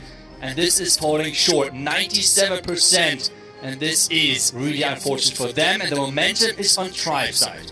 Yeah, we were talking about how the momentum might be on the Tang side prior to this matchup, but certainly once you are into it, it is all about the attacks. Now, let's remember, we are only one attack in, and the Tang obviously did get a high percentage 2-star. Thinking back to the war before when Tribe Gaming lost earlier today, they had a couple of low percentage 2-stars, so the Tang need to keep their heads high, do not get frustrated. Even though it is elimination stage right now, they've not got to let it phase them. But here we go, Nebrax coming in with the Dragons and Dragon Riders, looking to up the performance from that 85% 2-star he had earlier today with the Blaze Lalo. Yeah, that's right. Trying to take down this base from Zhang Vi, and he is sending in his heroes into that scatter compartment, sending those dragons then and Dragon Riders into that eagle. The setup, the attack itself is, to be honest, not looking that surprising. I think you could see that as base builder and you could try to test that. So let's see if it's tested. But there are already a lot of lag mines which are getting triggered by those loons though, so good start for Nebrax. Yeah, very good start. Like you said, diving into the Eagle, pretty common, particularly since it's on the same side as the Town Hall. Now, the Dragons have split a little bit, but he's still got a lot of force moving through this base. All depends on what happens at the Town Hall. He's cloning the Super Minions, as we seen Tribe Gaming do yesterday. The middle Inferno Tower is down. Super Minions onto that Town Hall. Down it goes. Do they even get the single here as well? They do! Incredible value for Tribe Gaming! That is incredible with this Super Minion for him. He's already celebrating. He knows already. Like, It's only a minute done in the attack and it's pretty much confirmed. Yeah, you sound like the reaction. So like getting the fist up, knowing that he got the 3-star, and then like really getting back to the attack because remember, oh, I have to use my quick ability. So yeah, really nice attack. We saw Maxi in the screen cam as well, knowing that they're all together in the boot camp, obviously, and cheering on them on each other. So really good job, and Tribe Gaming keeping up the pressure. And I mean, now we all know most of those teams now are still they're all incredible players, and most of them are veterans, which means pressure shouldn't be a new thing to them. But at the same time, with kind of limited amount and limited possibilities of kind of like learning how to deal with that type of pressure, it is not easy now for the tank to mindset-wise get back into this because they now have to 3-star. Sorry, I'm just laughing. 1 minute and 27 to tear apart a base at this level. I'm pretty sure that is the fastest attack by a long margin that we've seen this weekend. Yeah, it was really quick. Like overall, those Dragon attacks are like starting, base is gone. So this is kind of how it feels like. What you're saying, like, oh, those dragons just started. Where's the town already? But either way, we have the next attack coming in. This time, though, we have the P.E.K.K.A. smash. P.E.K.K.A. are in there with that Warden War combined, and he's starting again to that Eagle. It feels like the majority of strategies are trying to take down the Eagle as fast as possible. Yangvi has attacked first for the Tang in the 2 previous matches that we've seen this weekend, and he did get the 3-stars with the P.E.K.K.A. smash in their previous matchup. Now, I know you like the stats, Itsu. I'm not sure whether you have specific ones that jump out for the Tang and possibly Yangvi, but it seems to me he really does prefer the P.E.K.K.A. smash attack.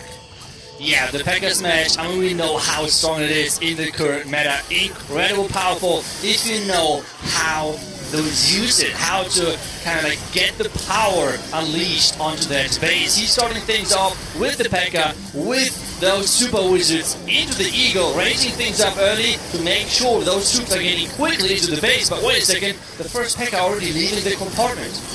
And the Queen! Oh!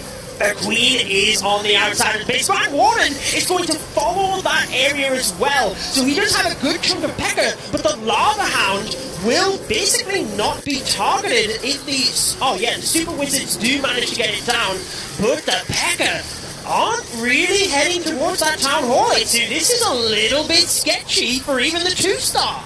Yeah, that's what I wanted to say. There's no plan B on this one. He has used the Siege Barracks already, so there is no limb, which we're typically seeing, to get the Town Hall. So now there's the Royal Champion to somehow getting that Town Hall down. He has some more spells to support, but there is so much damage with those traps, with those Tesla and Arch Towers, and the Ground Expo. It's a huge deal right now. It certainly is. I mean, there's a single target Inferno with the Expo. He's got to use a freeze, basically. There, I don't think he can save it for the Town Hall. He's got one Rage, but it doesn't matter which angle he sends the Royal Champion from. There's so many defenses in front of the Town Hall. This was a really interesting and risky angle of that Royal Champion. He needs that Royal Champion getting into that Town Hall. He's deciding to go for the spells for the Queen, and he missed that Queen. Now finally, the Queen is jumping into that race with that Royal Champion together. Can he take down the Town Hall? That's the big question. Royal Champion ability. He should take down that Town Hall. Saving that second star with that Queen ability. You're right. And this means the second star is secured. But even though, for a second you feel happy because you got the second star, then you're remembering, wait a second, we're 2 stars down. This was not the percentage they were looking for. This is really below the average of fails. So things are looking better and better for Tribe. I mean, we all know there is one moment where you have to win. And that's not in the qualifiers if you get into Worlds, right? You have to win in the Worlds event, in the final event. And this so far is looking good with the 2-star and a big percentage lead. Looking good for Tribe Gaming and their revenge. You could see a little sigh of relief on Yangvi's face as he secured that 2-star. But like you said, they now trail by 2 stars to Tribe Gaming with only 3 attacks remaining. Now this puts Tribe in the best possible position ever, because you talked about this yesterday in the alternate attacks and Bad Zingo War, but there's so much more pressure when you know the opposing team are in the position to just triple out and you can't do anything. Yeah, I think this next attack is going to be a huge decider for this match, because if there's 3 stars, I think if I would be in the position of the tank, it kind of feels like no coming back, no option of coming back. But if this is a fail, I think they can still make it. They can still make the comeback happen. So this next attack, a lot of things are on the line, and this is going to be a decider for this match. Let's see who's coming up for a Tribe, and it is EveJack with his Super Witches. Super Witches is what he kicked off this entire finals with versus alternate attacks, and he got that 3-star, didn't he? Using the lightning spells after the deployment of the Grand Warden, wiping out pretty much the entire area around the Archer Queen. Getting one of those scatter shot early on is always nice, and you see he's already got the Super Witches down. 2 minutes and 40 seconds when that was deployed into, which means he is not wanting time to be a factor. Yeah, we all know that time can be a factor, but EveJack's like, guys, I would just start my Super Witches at 2 minute 40 or 2 minute 50 already to make sure that time is not going to be a factor. A lot of launchers coming in to make sure this push into the court is even stronger. Oh, wait a second, 1 witch came to the outside, and this might be having a bigger impact, because we only have 4 Super Witches, and if then one of the Super Witches is going shopping, this is not what you would like to see. No, it's not like if you have a huge pack of the troops, because when you have such a small amount, you're relying on that combined DPS in the middle. But the Log Launcher has helped him get pretty good value, and he's still got the jump spell, which he can use to access any of the compartments if he needed to, but it doesn't look like he will need it.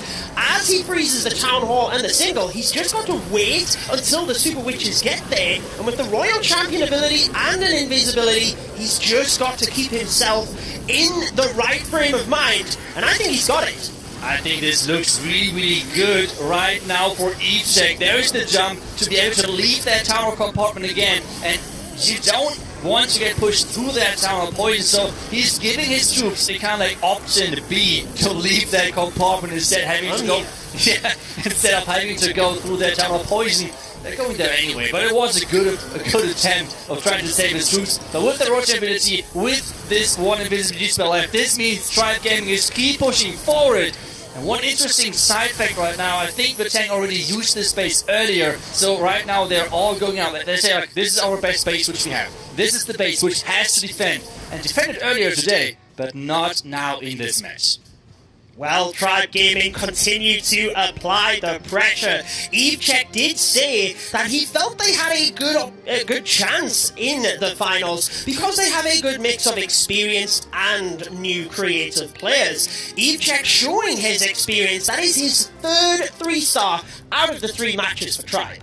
Yeah, he's really showing off. This is always like this thing what he's so good at. Like, even if he has like some downtime, like he has a bad face or anything, like when it matters, Evechek is there. He is going to deliver and is going to help his teammates as good as he can.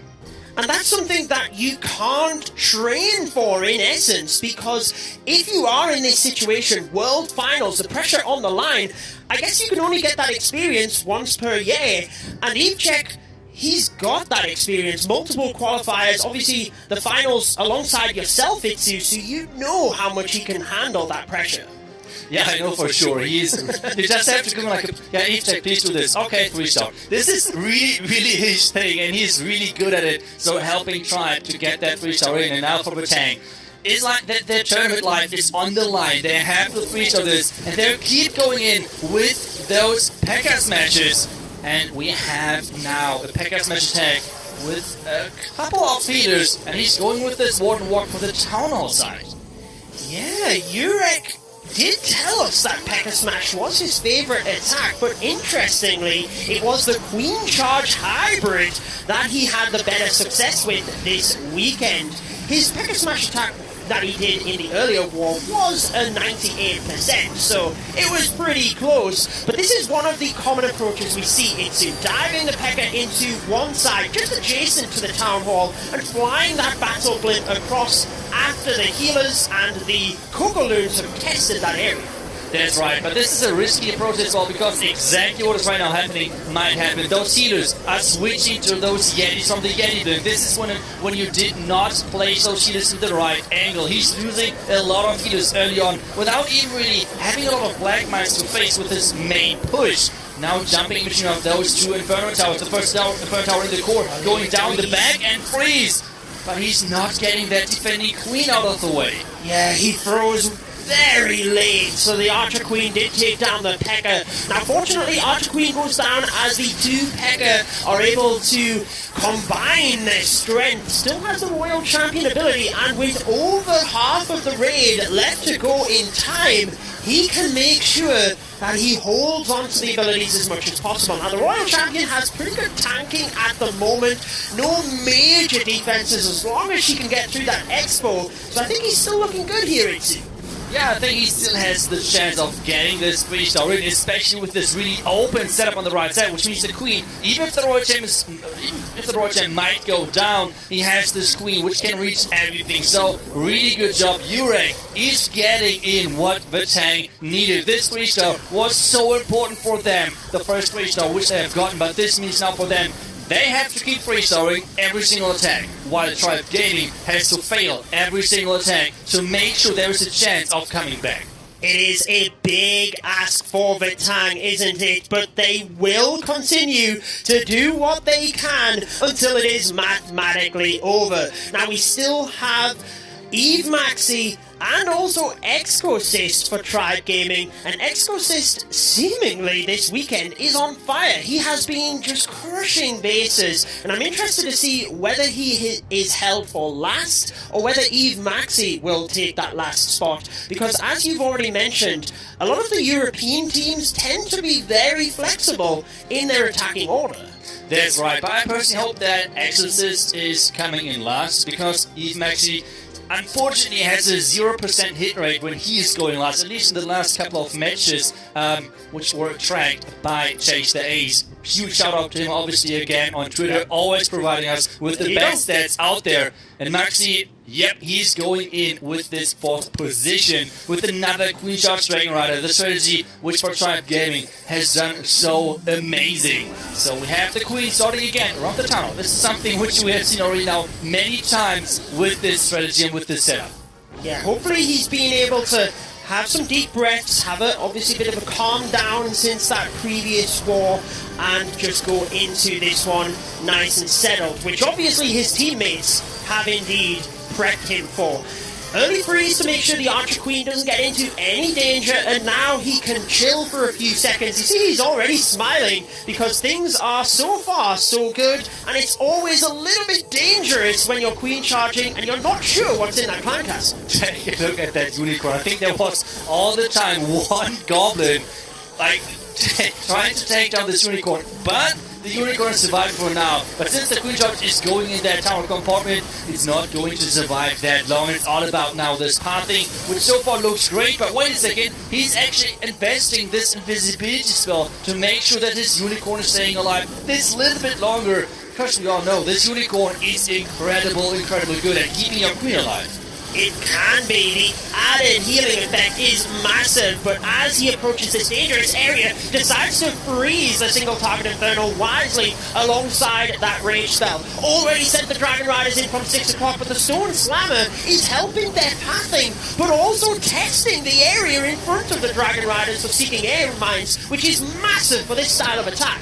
Yeah, it's incredibly important because like this HP which this Slammer provides is really key for those Dragon Riders. Meanwhile, we have the Queen staying alive for now. Really good spell usage of Maxi to keep that Queen alive because she can reach so many things on the back end. The Sweeper, the X-Bows, and even more. And so far this looks good. Roy's ability to push everything further into this last skater compartment. Judo, this is looking good. It looks very good, holding on to that Queen ability as much as possible. Once that Expo goes down, he can breathe a sigh of relief. There we go. Queen still has the ability. 50 seconds. I've got my eyes on Eve Maxi, waiting for the celebration, and there it is. They know that they are all but confirmed to be into the next set of attacks and taking down their nemesis of the Tang. They will be super happy. They might have lost out to them twice in the qualifiers, but who cares? This is when it matters, Itsu. That's right, winning when it matters, but wait a second, don't celebrate too early, because just a fun fact, which I know Exorcist does not like me to tell you, but he had like a hit rate from around about 18 out of 20 attacks being at 3 stars. Now the fun fact which he won't like me to tell you is all of the other attacks were 1 stars. So there is still the possibility of him maybe messing things up, but I'm pretty sure that he's going to go the safe route, kinda as Yuta earlier, going for the safe 2-star. But as I said, never say never. We know Exorcist likes to go for those crazy attacks as well. He's really good at it, but let's see. And I'm already sorry for it. Sorry that I told that. But yeah, I think it was really funny when he told me that. Hey, well, you've got to build the storylines, and it is one of those situations where, whilst he can't change his plan massively, he might decide to take a couple of extra troops or use his spells early just to assure he gets it. But let's focus on the next attack from Dith, because he's looking to try and keep the Tang in this in case Tribe Gaming do happen to get one of those 1 stars. But let's see what he's got for us. With the lightning spell early on, just making sure to alleviate damage and DPS behind the Town Hall so that his heroes can easily snipe that off. Yeah, that's right. So far it's looking really good for him. The king is pushing inside the tunnel compartment. There's now the Ice Golem coming in, not only tanking for his queen, but as well tanking for that Roy champion, because he wants to take down this multi-inferno tower with his heroes. The queen, though, still having this wall breaking her in to get the defending queen, get that warden out of the way, and the multi-inferno tower obviously is next on the menu. Really nice that the Barbarian King is able to take down that Town Hall with the Archer Queen just stepped across to the right-hand side. She is not entering that Giga Poison, or I say that. Clan Castle troops are there, and they do go down from the King, so they will not pull the Archer Queen across. But like you said, that multi-target Inferno stands strong at the moment. What do you think? Do you think he's relatively happy with how things have gone at the moment, or should he have been after more? I think he would have liked to go for the air defense and for the multi-inferno tower with that Royal Champion shield. But so far it had not worked out yet. But the Stammer is there to save the day. But there's the first Black Mine. And the Stammer is turning around and going for that multi-inferno tower, which is key. But take a look at that scatter now. There is no warden yet placed around that area to protect those runes. So now the Dragon Rider is having a really, really hard job of taking down the X-Bow, which is set to air, and the scatter shot as well.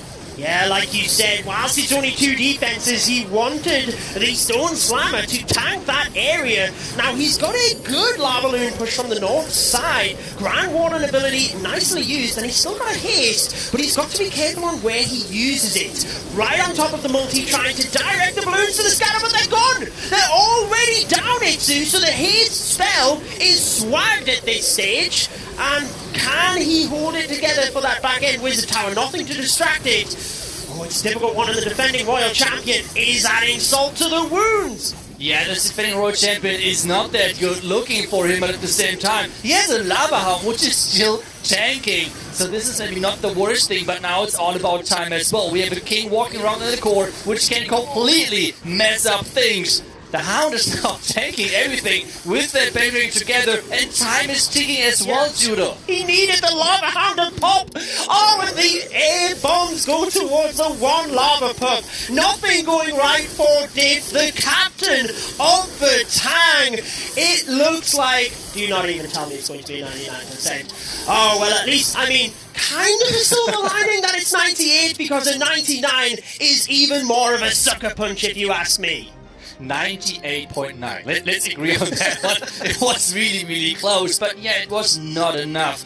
And they had to do it to maybe hope for one of those Exorcist special abilities, 1-stars, but it won't even be a change anymore. He can now do whatever he wants, and I hope that he's... I mean, yeah, we know time-wise it's not easy to switch up your plan, but I still hope, personally, that he's going in with something crazy and just like having fun, because I mean they are already guaranteed in the next round, which is, it's all about fun at this point, trying to build up mindset for the next day. So let's see what they're going for, if they're going to go with the all-in 3-star, and it seems like it's going to be a Queen Charge Lalo. Wait a second, that is not really a Queen Charge, it's only 2 healers. I was thinking like, wait a second, Queen Charge Lalo with 2 hounds and 23 loons, that's a little bit tricky. He's just instead doing Exorcist things. Yeah, maybe they're hoping for the Unicorn to be the saviour again, and it certainly looked like he was having fun at the start of that attack, didn't it? Just wiping out a couple of the defenses on the perimeter of the base, and he's got the... Oh, he's got the Super Wall Breakers inside, so he got into that tiny little channel, but now he's got the Super Wizards chaining into either compartment. Yeah, this is something which Fantastic reported. Like, I don't know if he came up with it, but for sure he was one of the first ones to use it. It's a really important tool for those Blizzard Lalo attackers, because this is not something which you see that often on defense as well. So it's not something where you would prepare to, and really we saw the tank did not expect this Blizzard. And now we have this two Queen Charge to wish that tower out, to take it down, because there's 2 X-Bows behind it, there's a single Inferno Tower behind it. This won't be easy. It's not going to be easy at all. You can see that the pathing is created very nicely for this Archqueen, but Exorcist obviously feeling like he can get away with just the 2 healers, given the amount of defenses in the area. Starting the Barbarian King up at the 11 o'clock portion of the base, so it looks to me like he wants to just lalo the right-hand side of the base and take down the entire left-hand side with his heroes and the... half. I guess we can call it a half Queen Charge. Yeah, it kind of is, to be honest, with having a lot of spells left. He needs to make sure that this multitasking is going to work, because, I mean, yeah, of course, he can have the 1-star because they won already, but still, they want to go into this next day with a good feeling, but he's missing that freeze onto the Town Hall. He wants to freeze everything together. Single Tower, Expo, and Town Hall. There is the next freeze. This time he's connecting those. Ward ability to protect everything against those red bombs. And this is looking really good for Exorcist. It looks incredible with the Royal Champion ability. Look at all of the spells, Itsu. He's got a freeze, invisibilities, haste spells, Tribe Gaming looking to bring a repeat of that opening matchup with alternate attacks. A perfect war, and we talk about momentum, having fun, whatever you want to say. Tribe Gaming bringing it home and making sure that they move into tomorrow's matches with all of the confidence they need, and who knows, maybe they can make it all of the way. Maybe they can do it. I mean, so far they only had like 2 type of results, right? Either a perfect war or something, less, what they were less happy about, I think, result-wise. You can see all of them sitting together, celebrating. I think they really deserved this celebration right there. Really, really good war from them. And then Exorcist coming out of there and just having fun. Even though I think, knowing him, he would have probably done this anyway, even with the match on the line. Yeah, when they have creativity in their blood, it just flows, doesn't it? You think of Klaus, and we've seen they just do it. They don't even think about it. And you know what? Maybe that's a good thing, because nerves can play a massive role. And if you do go for the creative, fun-style attacks, maybe you feel a little bit more relaxed. I don't know. But whatever works for each individual player is what they should go with. Either way, we've got to give support to Landslaughter. He has been just an incredible player within the Clash of Clans scene for a number of years. But Tang, obviously, making it to the World Finals back in 2019, they had a top 4 finish last year as well. So they have been a very consistent team, and Landslaughter has been a pivotal part of that play. Yeah, for sure. He's always coming in with those Clash 3 stars at the end for his team. Always going with the Queen George Lado attacks, which is arguably one of the hardest strategies to do. And he's just so consistent with it. So now we have the Queen George diving into this Eagle compartment. Defending King is going to be on the menu soon. He's already preparing at this top side for a hero King dive maybe into that tunnel compartment. But so far, the Queen is looking good against the defending King. There's the next range, and with this, wait a second, he lost the Queen ability because he did not use a header, I think. Yeah, and I think he wanted the wall break to move up towards this multi-target Inferno, so he doesn't have any access into that area now. Healer's also vulnerable. Does he commit the invisibility? No, decides to use the Battle Blimp. And maybe that was for the middle Inferno Tower, maybe it was a failsafe for the Town Hall, but he's had to use it. If there's one thing I know about Landslaughter, he is one of those players that even if an attack is going wrong, he can pull in the 3-star. But can he do it here? There's a lot going wrong. A lot of things are going wrong, he's saying, and there is so much damage on that Queen. Scatter shot, defending Clankers with those super minions, and those healers are gone, which means this Queen is going down. And now he's relying on that King to take down the town of the Lado, coming in from the far left side, a really wide spread of those loots, and we have the warning ability to protect just anything. That multi-target Inferno in the middle is smiling for Kronos of Tribe Gaming. Oh, the Grand Warden started following the Headhunters, getting in front of the balloons, trying to take the damage. But those balloons go down. At least he's got the Town Hall up at the top of the base. But it is going to be another huge defense for Tribe Gaming. And just think about what this does for them moving forward. Another perfect war, and their defenses were out of this world to hold back a team like the Tang. That's true, but at the same time, I think this is the right moment to give even more props to Jax Tiger. Jax Tiger coming in clutch versus Tribe Gaming, scoring not only 14 stars, but as well holding Tribe Gaming back to 12 stars, which so far, otherwise, scored back, not back to back, but scored 2 15-star wars. So, really, really good job to Jax Tiger earlier, but Tribe Gaming is going to win this to maybe get the comeback story from the lower bracket. Who knows? Who knows? They have done what they needed to do, one step at a time. Just focus on the match ahead. That is what Tribe Gaming did. The Tang knocked them down twice in the monthly qualifiers, but Tribe have stepped it up.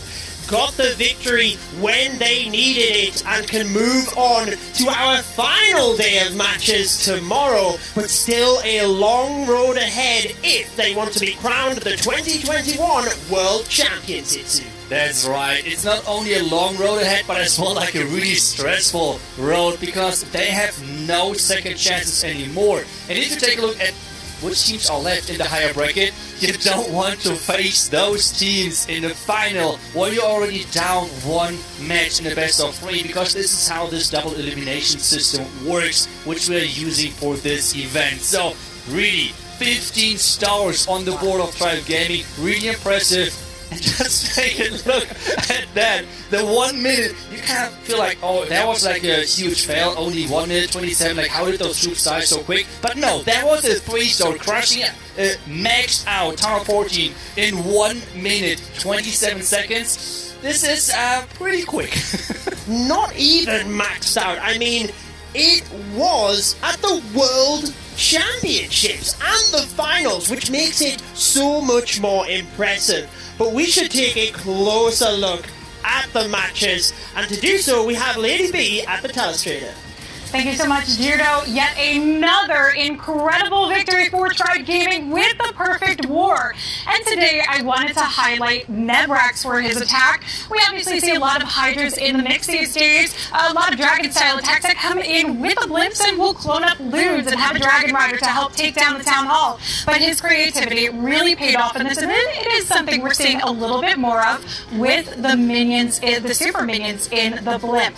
So we start off here unseemingly getting the king funneled in, so we can take a look as the troops start moving through to section off. And this is very important to funnel up your troops. This is how you're going to create your path moving forward.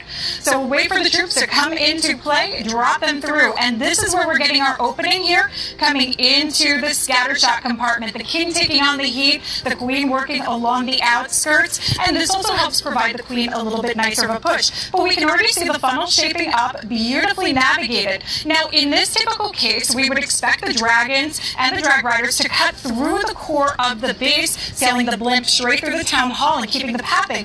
But right now, if we pause it here for 1 second, what we'll notice is we've taken down some defenses. The dragons are pulling to the side here. You can see a few moving in and a few to the outside edge where we have a lot. We haven't really funneled this up. So the super minion blimp really comes into play here. So let's take a look as it works its way into the core of the base. This has really nice long-range reach, and this winds up taking out the entire core of the base, eliminating the multi-targeting Inferno, the Town Hall, and the single-targeting Inferno, which means the dragons don't have to worry about that on the back end. There's no risk of anything passing through the poison bomb, and we get a lot of power from these dragons that continue along the outside edge of the base. Nice and fresh, and plus we've got the heroes that are still continuing through with the reinforcement of the Royal Champion coming in. But you can really see this smooth pathing, a little bit different than we normally see with the Hydra that comes into play,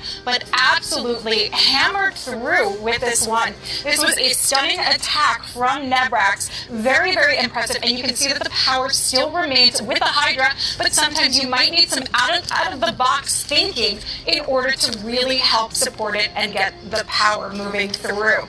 But Nebrax also held a very incredible defense that certainly put Tribe in a nice dominating position in this war. So why don't we take a look at Nebrax's defense from this matchup as well.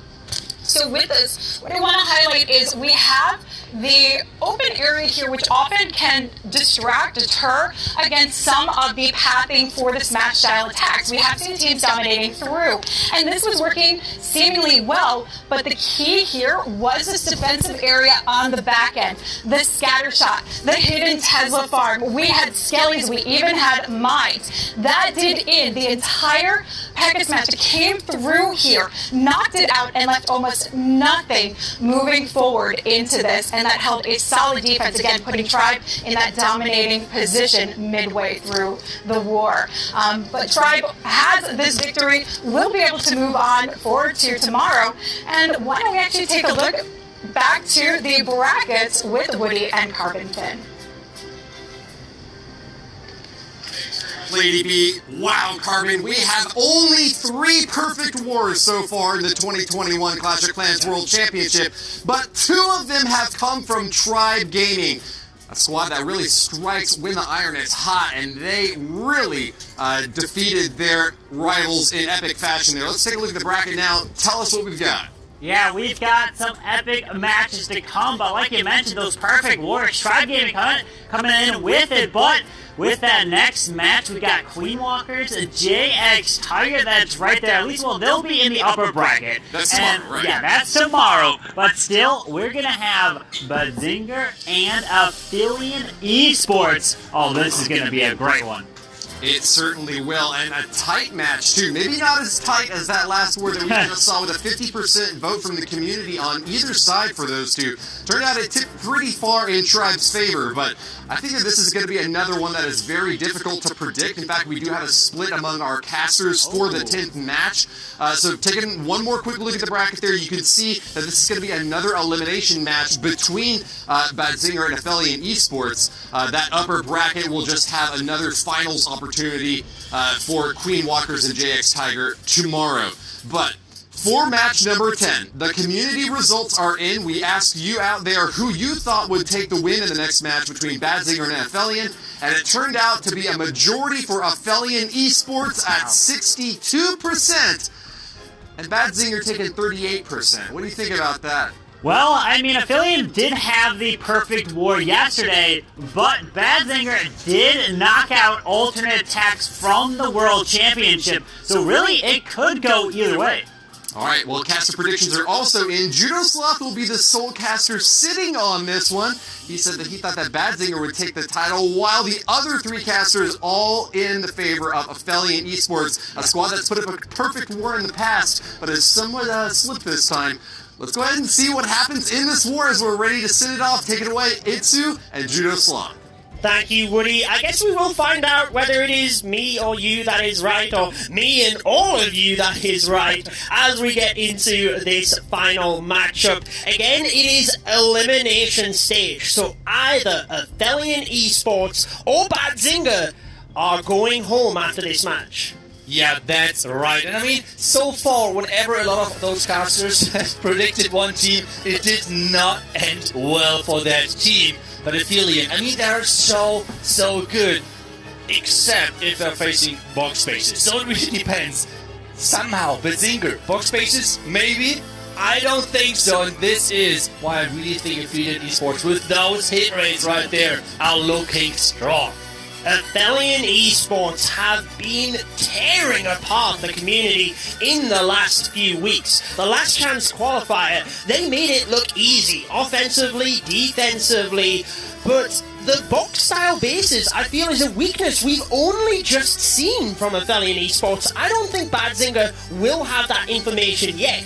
The reason I went for Badzinger, though, is I just think they are so versatile as a team. They always have one who attacks first, and if he can get the 3-star and set the tone, I think they will continue to put their feet on the gas. Yeah, I think for sure, and take a look at those hit rates as well. Really high numbers they are putting on the board.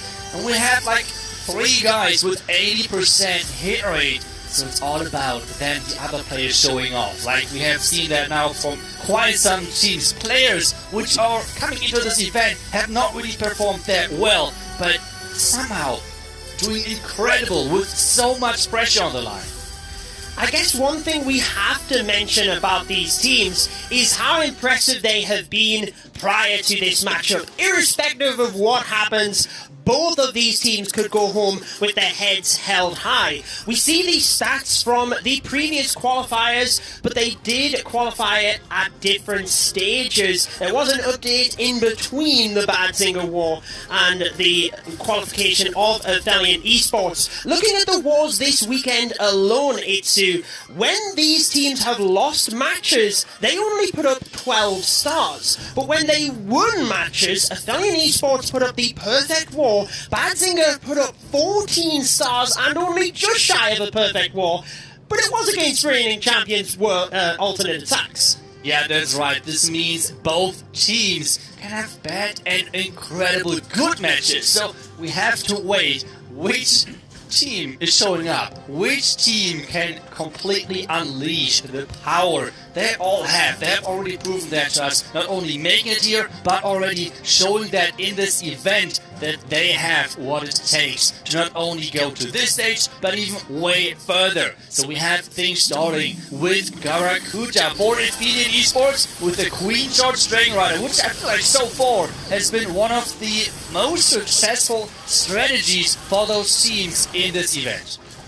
He always attacks first for Athenian Esports, and the one thing that always impresses me about Garakuta, you can keep an eye, but just the dexterity that he tends to have. He is so fast with his fingers. When something goes wrong, he can fix it. So I will have a close eye on that player cam. But you can see the Queen has now got the healers to support. Warbreak will nicely break her in towards that Town Hall area, and the King and Royal Champion should be able to clear out that right side with the Valkyrie helping for the Skellies. Yeah, I love this Valkyrie. This is like those small details which you really like to see. Since the Yak nerf, the Yak is not doing splash damage anymore, which means those skeleton traps can really hurt. The dive of this Queen really starting with this Town Hall getting taken down. The Lava Hound going across, but it's a good timing, and the entire right side has been taken down. So the Dragon Riders are about to get started into that Eagle side.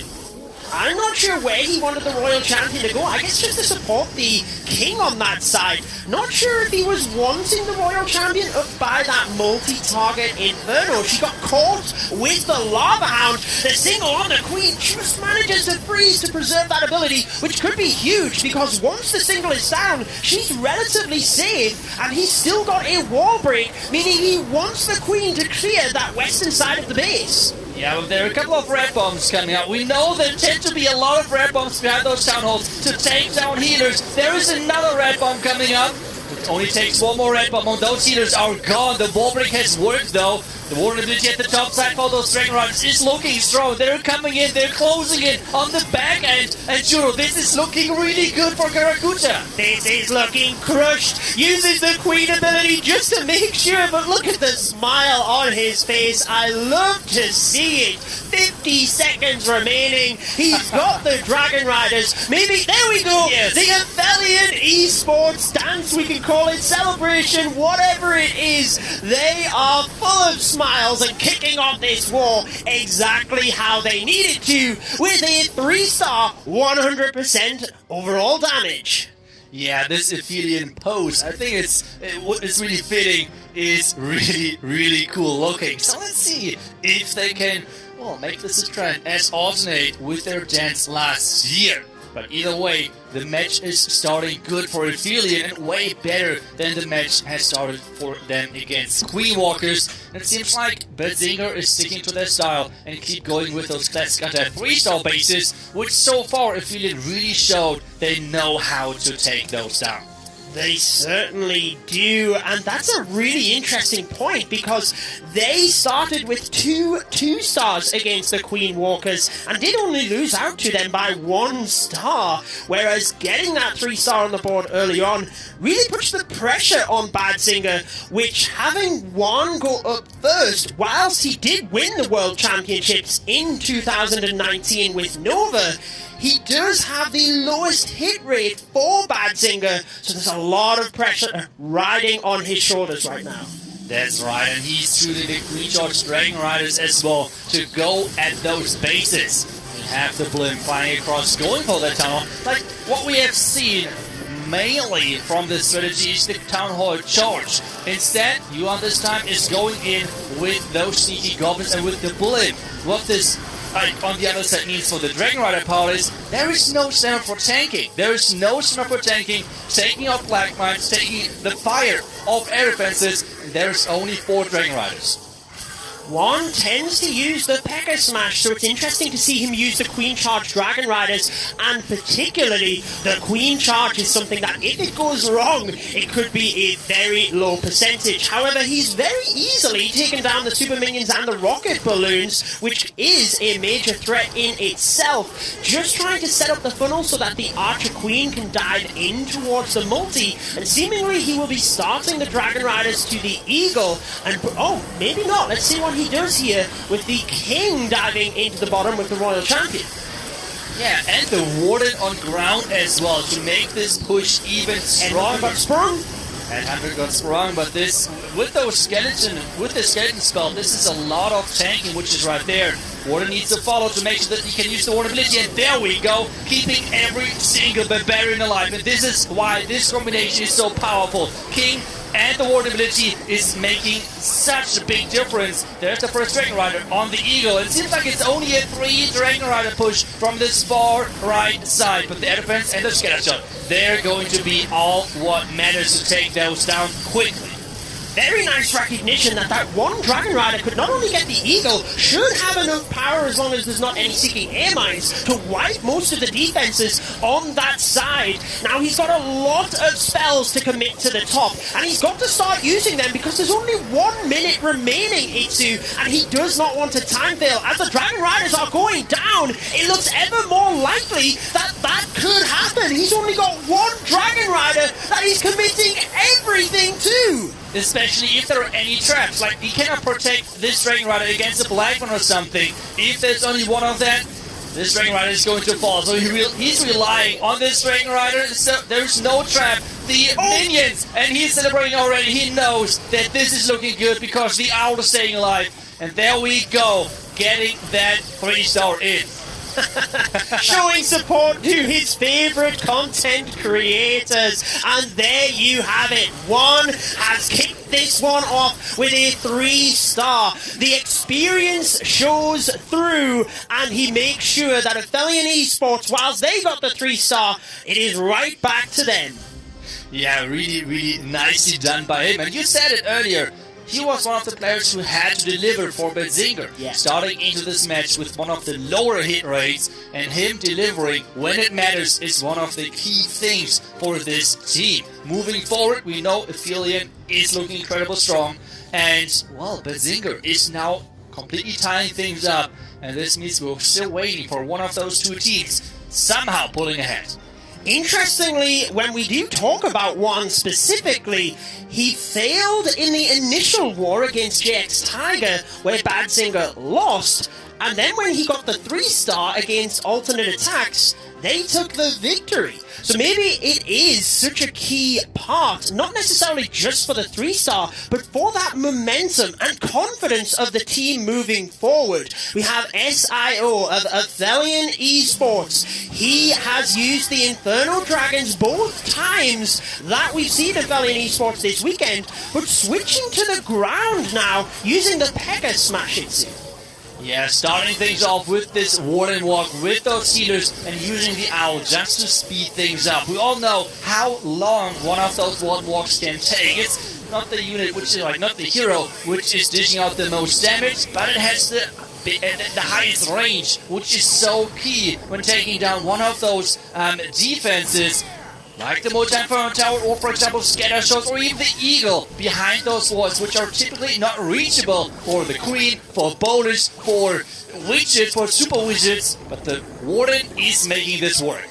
Yep, the Archer Queen can reach a building that is 3 tiles behind a wall, whereas the Grand Warden has 1 extra tile in range, hence how he makes that multi-target Inferno, and the millisecond it falls, the Archer Queen is deployed to pull the Grand Warden across, and that's also another nice bonus, is that you don't really have to worry about the funnel and him walking on the outside of the base. Yeah, that's right. Right at this 2 minute, he is starting things off with his Pekka Smash, and he needs to speed things up. Pekka Smash, I mean, sometimes it's a little slower, but there is the rage, just to make sure that the power into the core is there with this jump spell. But the Warden ability should be used soon. The healers are still on the Grand Warden. He would like them to transfer up onto the Pekka, so he's relying heavily on the Golem and the Ice Golem, which I quite like the delayed deployment of, because it means they are pretty much full health, but the Pekka charging ahead are vulnerable. Fortunately, the healers do transfer off, and look at the Hog Riders down to the western side of the base, Itsu, just now merging from the Siege Barracks to help the Royal Champion. Oh no, I'm not sure if this invisibility spell was really helpful for him, because it made sure that those healers were lured into the range of the Town Hall, and now nothing is going for the Town Hall. If the jump is running out, this would be really bad news, but the Queen is keep driving forward. She has to take the jump as well, and something has to take down the Town Hall. There is no spells to save. She has to target the Town Hall, otherwise it's going to be incredible close. A 1-star would be a game changer. The Queen ability is not getting used for the Town Hall because she was on it. And you see the reaction. She's not going to the Town Hall. It's the Expo takes her down. He's got nothing for the Town Hall. It is going to be a 1-star for Athelian Esports against all odds. This is such a huge advantage to Bad Zinger, but they need to capitalize on it. Getting a defense, particularly a huge defense, is one thing, but you need to then put the 3 stars on the board when you are up to attack. So the next one for Bad Zinger could really hurt for Athelian. Yeah, and you saw the player cams right there. Obviously the player is like completely down and everything, but the team as well. You saw their faces really. They were like surprised, didn't know what to say. Obviously the teammate knows already that something went completely wrong, and this is one of the worst possible things, especially so early into the war. Well, like your mindset is completely flipping, like you were on a really good road into the match, starting with a 3-star and then getting this 1-star. So a really unfortunate moment. But as you said, good defense is one thing, but if you cannot really use that on offense as well, this is not worth anything. So Rikiresh, the star player for Betzinger, he has to perform, and he is going in with the skelly jump, and he is Wait, what? What on earth are we seeing? He's got the invisibility spell with the skeletons and the bats for the multi-target inferno, but I don't think that's going to work out, Itsu. He gets the clan castle, but the multi survives. No way, he turned the multi-inferno tower invisible twice and made this thing not work. It was a great idea, but at the same time, this so far is really not Rikire's event. He has not really gotten that many good attacks, which we're so used to see from him. So really feeling the pressure. But maybe, we have seen many Lalo attacks, right? So we know those pros are incredible with this strategy. But even the wall break is failing, so the king is relying on the Yak to get through the wall. And let's see if he can turn things around. Yeah, we've got the Battle Builder repairing that multi-target inferno in the center. We know how good Rikires is at adapting his attacks. He's a top Legend League pusher, and a couple of seasons ago, he went all out, basically finishing in the top 10, where you need to be flexible. But is he flexible enough here with the sweeper and the multi in the center of the base? I'm just not sure he's going to be able to get through to it. Yeah, it's not going to be easy, especially with this sweeper pushing things away. A couple of runes are splitting into the core. There is the freeze coming up. The red bombs are there as well, though the tornado trap is against the ladder with all of those runes. Going into the multi-inferno tower, but maybe he can make this work. We were talking about his Lalo, one of the best Lalo attackers in the world, and he's trying to show this up right now for us. The Ice Sound is still alive. If this Ice Sound would pop now, the scatter could not do anything. It's over 1 minute left. Judo, I think he got this. There's no splash damage left on the base. He can just sit back in his chair. Ice Hound pops just to help out. And this is the experience we talk about. This is why Rikires is called by the community the best Lalo player in the world. You might have seen the meme on Clash of Clans esports Twitter page. This is why it's true. 3 stars. They are so far in the lead now of Athelian Esports, but they can't celebrate too early. They've just got to keep their calm, keep putting the 3 stars, and make sure that they do what they need to do, essentially. Yeah, I think actually you can just remove the Lalo. Just like being one of the best players, if not the best player out there, which he had not too much he needs to get into the groove kind of in this event, and so far he's doing it when he needs to show up. So really good attack to Betzinger, and this now means Aphelion 2 stars behind already, and this is not an easy spot to be in. So Aphelion, they need to show up, they need to somehow get some crazy defenses to still make this work. one thing I would say, Athelian Esports, they got their golden ticket to the Last Chance qualifier, and they got into the Last Chance qualifier via a wildcard ticket. They have not been in the situation that Badsinger were in their qualifier, where they were knocked down to the lower bracket and they fought their way through. So Badsinger have the experience of this lower bracket elimination match, whereas Athelian Esports, they've not really been in that same situation this season, and maybe that is coming into play here at Two. Yeah, and I think one thing which you really cannot underestimate is the fact how Athelian Esports goes into those matches, because they're incredible at preparing for specific opponents. But after this first round, you don't really know who you're going to face. You cannot prepare for like 1 million teams. This is not possible. But they're really good at predicting and predicting some really good matchups. They did that versus MCS. They did that versus MCS in the last qualifier. The Sneaky Goblin has redirected the king to the outside of the base here at Two. Yeah, the king going to the outside is a good catch from you, but the king is getting pushed back inside with that Bane Dragon in time. But still, with that Royal Champion coming in as well, he's trying to push that queen further into the right direction. But how is he going to try to do that? Because there's no wall breakers left. Where is the queen supposed to go? Is she just supposed to beat through a wall? That looks like his plan, and there you go, right on track through the wall towards the scatter shot, as the Royal Champion helps the Barbarian King take down the defending King, and he's starting the Dragon Riders just surgically across to this right-hand side. Notice he has the Battle Blimp selected, so he wants to fly all of the way through, but he's waiting for his Archer Queen to take down that top area. We have the Tornado Trap, two seeking air mines, so he knows he's a little bit better protected with this Battle Blimp. Yeah, that's right. The Battle Blimp from the other side with that vulnerability flying across, taking even a couple of black mines down, and there is the Town Hall going down with that rage, and now everything is lying on the backhand. But dude, this is looking so good.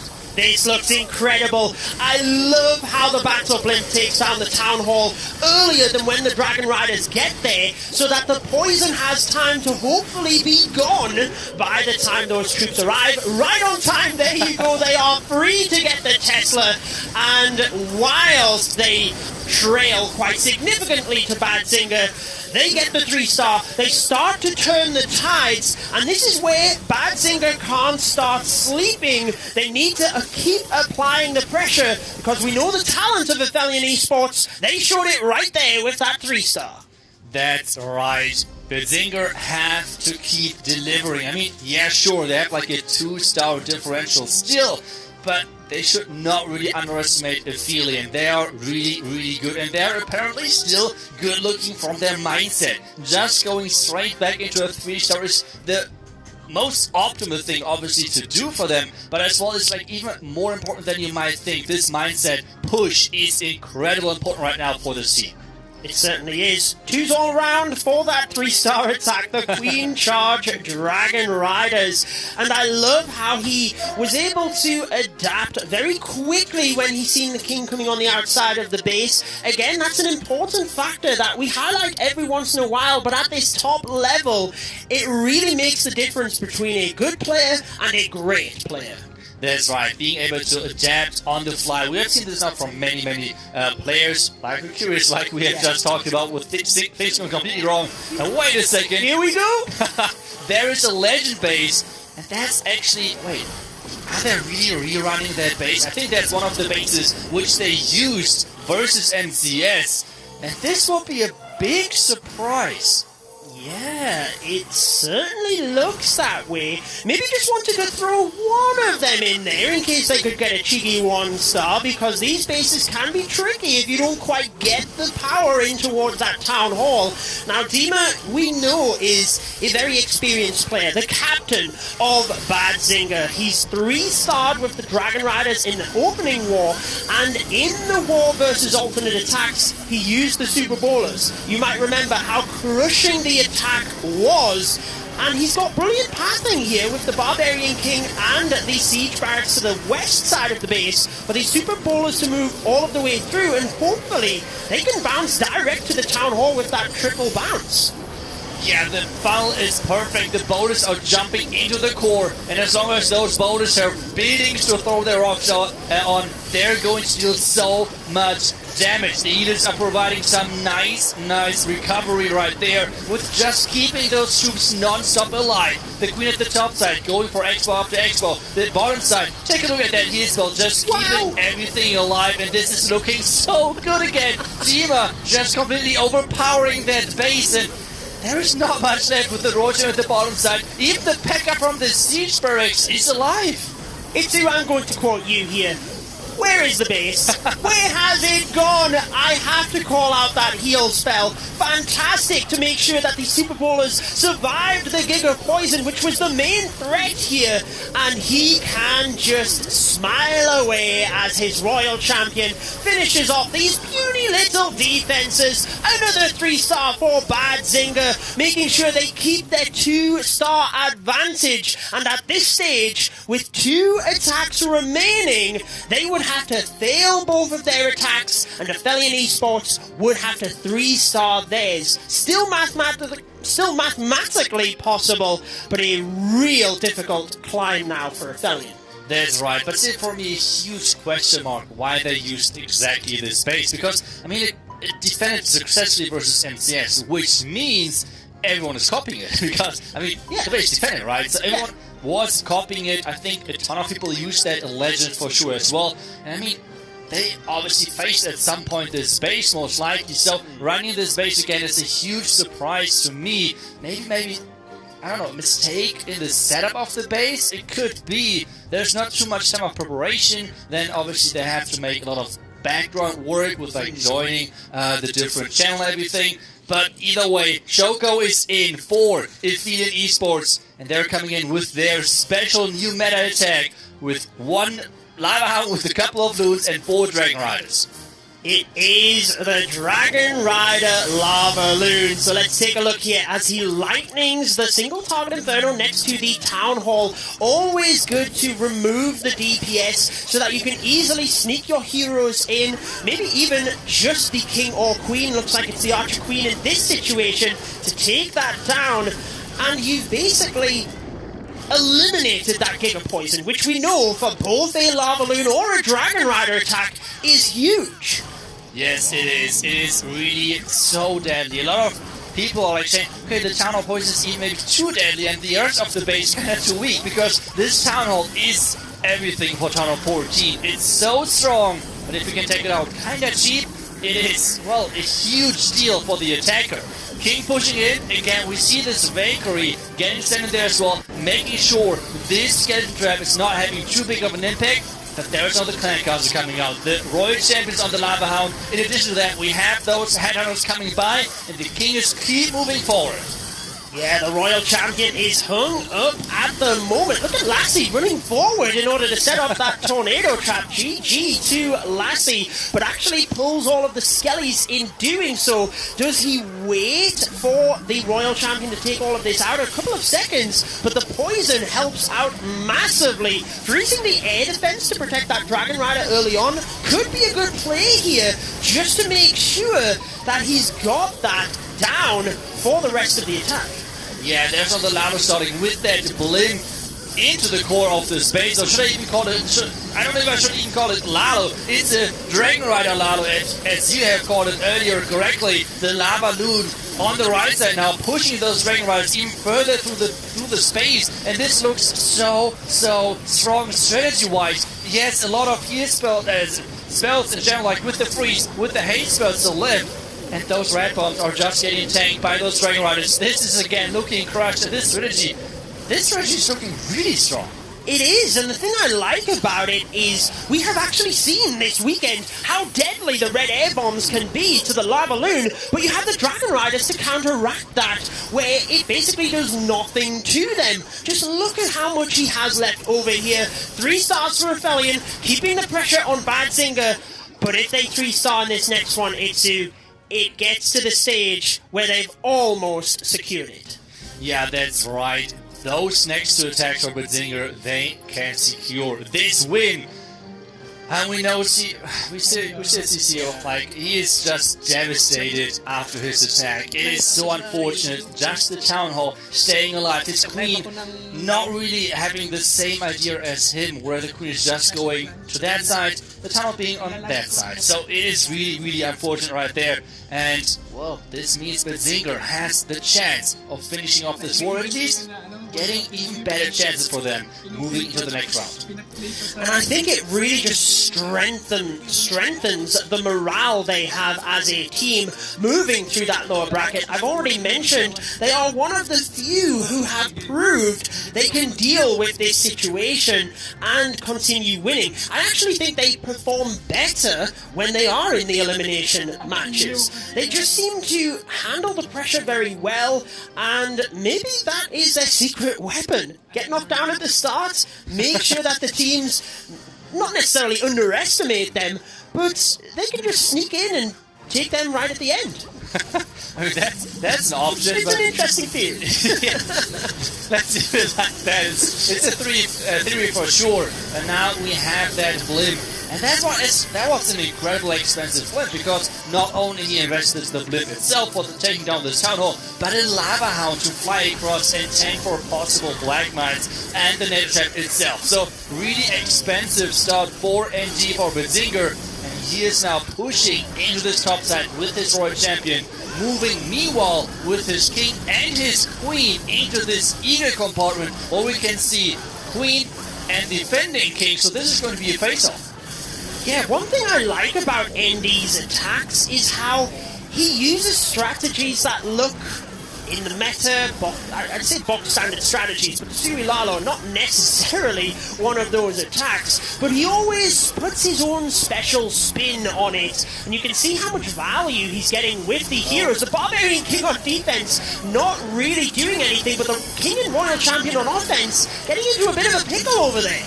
Yeah, he opened the scatter compartment with this wall break, and this is causing his king to go completely into the wrong direction. The defending queen is still alive. The defending queen is now taking down the unicorn as well. And this means this is a big, big defense, which he tried to take down. The queen is such an important factor on those Lado attacks. The Lado itself now started from this bottom side, Judo. He needs to make sure he gets the high percentage here, Itsu, making sure that whilst they're 2 stars in the lead, they could still be catchable if Athelion continued to 3 stars. So the lava balloon is looking pretty good at the moment. He's got a lot of spells that he needs to use before the balloons go down. This is something you see every once in a while, where they hold on to the spells, trying to convert it to a 3-star, but the balloons go down. You can see he's still got a lot of them, and only 2 balloons left alive. Yeah, this queen took down the entire right side, and take a look at that percentage. This might be one of the lowest percentages we have seen today. And this is a huge, huge defense for Athelion. With this defense, they are still in the run. They still have the possibility of coming back. He's trying to pick up more and more percentage to make sure that he's reaching this 80% margin. But still, it is a defense, and this would decrease the percentage on average for Betzinger quite a bit. But they're still 1 star up. They are still that star up. Now, Betzinger still have Avatar left to attack last. He has attacked last in the War versus Alternate Attacks, where they were in this similar situation, and he did get the 3-star. So ND can, just look to his teammate. Let's remember, it is a team game.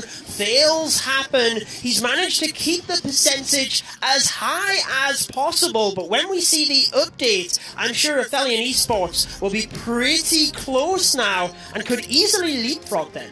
Yeah, that's right. Athelion with another 3-star are putting a lot of pressure on the Betzinger team, and this is a cool thing. I mean, this was with a 1-star, right? And they still make this close. This is showing how strong Athelion actually is. And, well, let's see if he can make it work. We will find out indeed. Maybe they have another one of those ring bases, or maybe they have what seemingly defended better in terms of the anti-3-star. I think I want to pick up on the point you made earlier about those ring bases, though, Itsu. Since Athelion used them in the last chance, even if they don't come up against a team that they think is susceptible to them, I'm sure every single clan that qualified to the finals would have practiced against the anti-2-star bases, knowing how much it stumbled MCES, and just in case anyone used one. I mean, sorry, but do you know which base remembers, like, what is the base which remembers this one? Like, it's kind of like the box base style, a little bit, but hey, this lightning already is huge, taking down so much of this core, and now he's just putting those dragons into this right side of the base, trying to push everything through the core, because there's 3 ground expos left, and that's not too threatening to this dragon attack. Yeah, it's just hoping that the dragons fly in the right direction here, but pathing shouldn't be too big of a problem. The clan castle splits a little bit here. The Archer Queen taking damage from that ground expo, but she should be able to sneak into that town hall. And he's still got the stone slammer holding on to that in order to just be flexible alongside the Royal Champion. Tornado Trap in the center, but the dragons so far getting the value that they need.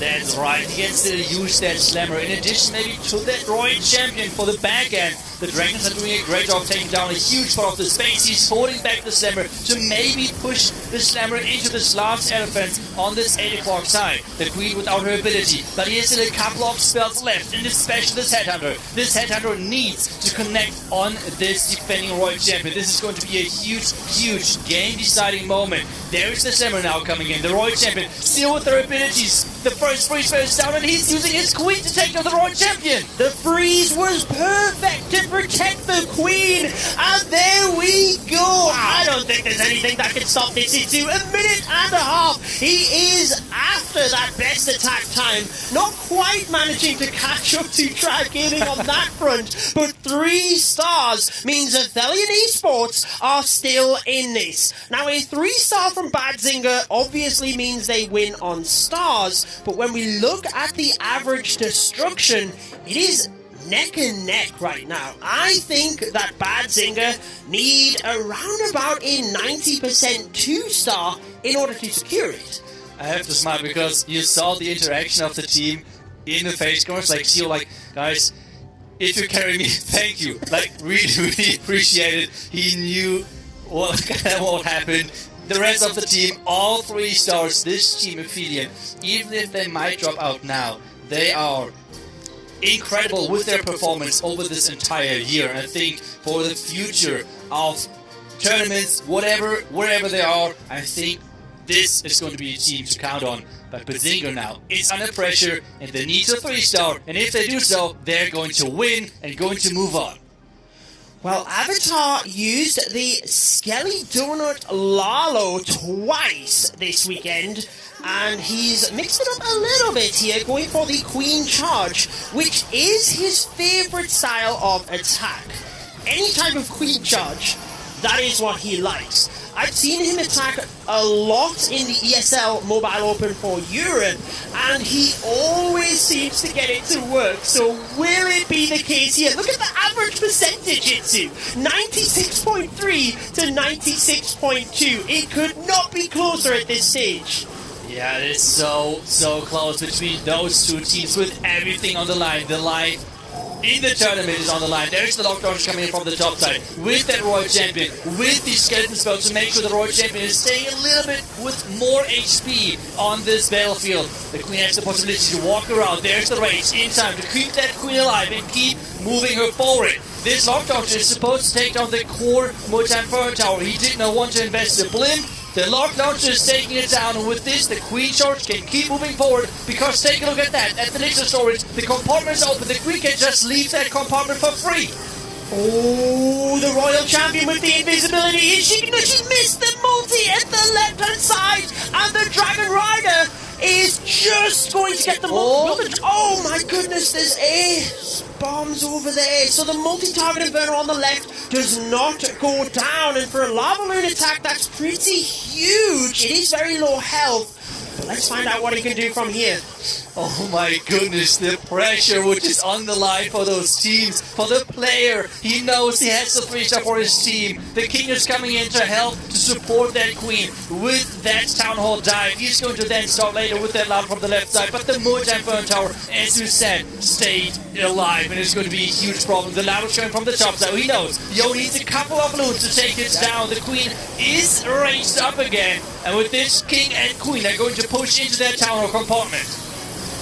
The balloons take down the multi-target Inferno. Early Warden ability gets the scatter shot on the left. Archer Queen still has the ability alongside the King. Perfect freeze it to gets the Town Hall Expo and single target Inferno. He needs a 97% 2-star to win. He's up to 85. He's got the Queen ability. Got it. And there we go. Come on, Avatar. Smile again for us, my friend. You've got the 3-star. You've won it for Badzinger. Athelian Esports knocked out of the tournament, and Badzinger will move on to tomorrow's matches in style. A stellar performance from them, and I am impressed from this international roster.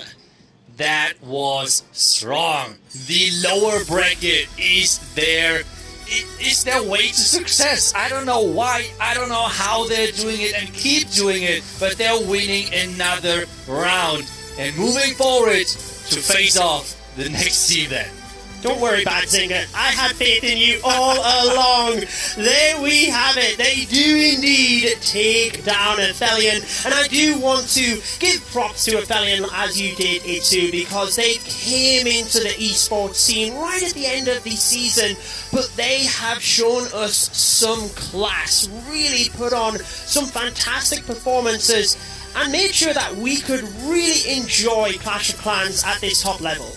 Yeah, that's right. Just that creativity. To be honest, I really hope that some of the remaining teams in this event are picking up their strategies. Just this Dragon Rider Lalo was so impressive to me because those attacks were not even close. They were so good overkills on those bases. The base had no chance whatsoever, and no one is defending this. We saw this. They were really good at what they were doing. So, maybe even though Athena is out, maybe their strategies can live on in this tournament. Yeah, maybe some of the clans that are still alive will be looking to use that in tomorrow's matches. We've certainly seen some new strategies in the first 2 days of matches, and what will we see in day 3? Have any of the teams left anything in their back pocket? But just look at those stats for Badzinger. Brilliant performance. They lost their first match, so technically they now have the toughest run, but best of luck to them tomorrow. Let's hand it over to Carbon Fin to have a little bit closer look at that matchup. Thank you, Judo. What an incredible match right there. Congratulations to Badzinger. But we're going to take a look at Requires' hit here, where he used a bat spell. Yes, he has one bat spell in this kind of Skelly Donut Lalo. So let's go ahead and play this and look at exactly what he did. He wanted to try to take that multi-target Inferno dip, but look at that. He made it invisible on accident. He wanted the one bat spell to be able to help take that down, but what he's able to do here is he does clear the clan castle, which is great. But if that multi stays up, we thought this was going to be a huge problem in terms of his Lalo, which, at the end, we know it did not because of his Lalo skills here. So the multi does stay up, and you know, look how close that multi-target Inferno was going down. It has almost, look at the health, but unfortunately it is getting repaired by that builders just in range, but it would have gone down if he properly placed the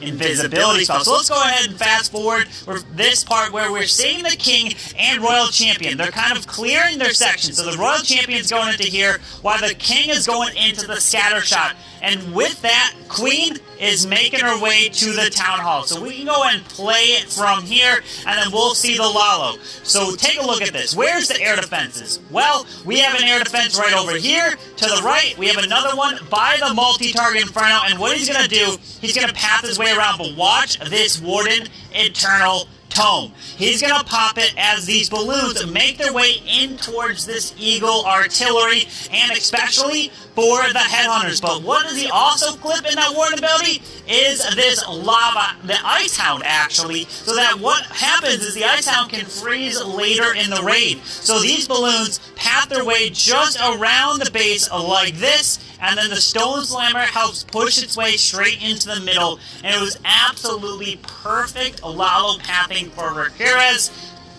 He didn't take down that middle multi-target Inferno with the Bat Spell, but he was able to get the value still. He pathed his way around the perfect Warden ability and was able to still get the 3-star for Bedzinger, and that helped push them into the next match, which they are still in the lower bracket, which is incredible. And then you can see it will end up finishing there. But I'm sure we'll be able to take a look at a base for a base breakdown, which is what also helped defend against Aphelion Esports. But the big thing with Rakurez, everyone says that he's one of the best Lalo attackers in the world. Well, not one of, he probably is at the moment here in the World Final. Some incredible stuff. So let's go ahead and take a look at this base here, which was from Juan. It was the 1-star. So the big thing that this attack was, he came in with a P.E.K.K.A. smash that wanted to come from the bottom side all the way across. We can see the traps here, but notice the one thing, which all the way by this town hall, there is a tornado trap. He took the risk. He put a siege barrier on the bottom side. He wanted to try to jump his way all the way through, but that tornado trap, which was right near that town hall, stopped the P.E.K.K.A.s from being able to hit that town hall there, and it made the difference, and it stopped him from getting it. And the Queen was not able to. Her ability was forced a little bit early, and unfortunately, for Shield of Aphelion Esports, they got the 1-star. But some incredible stuff there. Let's go ahead and invite Lady B back here. Some incredible matches we've had today. But Zinger winning and continuing from the lower bracket. Man, what have you thought so far? This has been a crazy day. Crazy couple days so far. I mean, a lot of unexpected action coming in.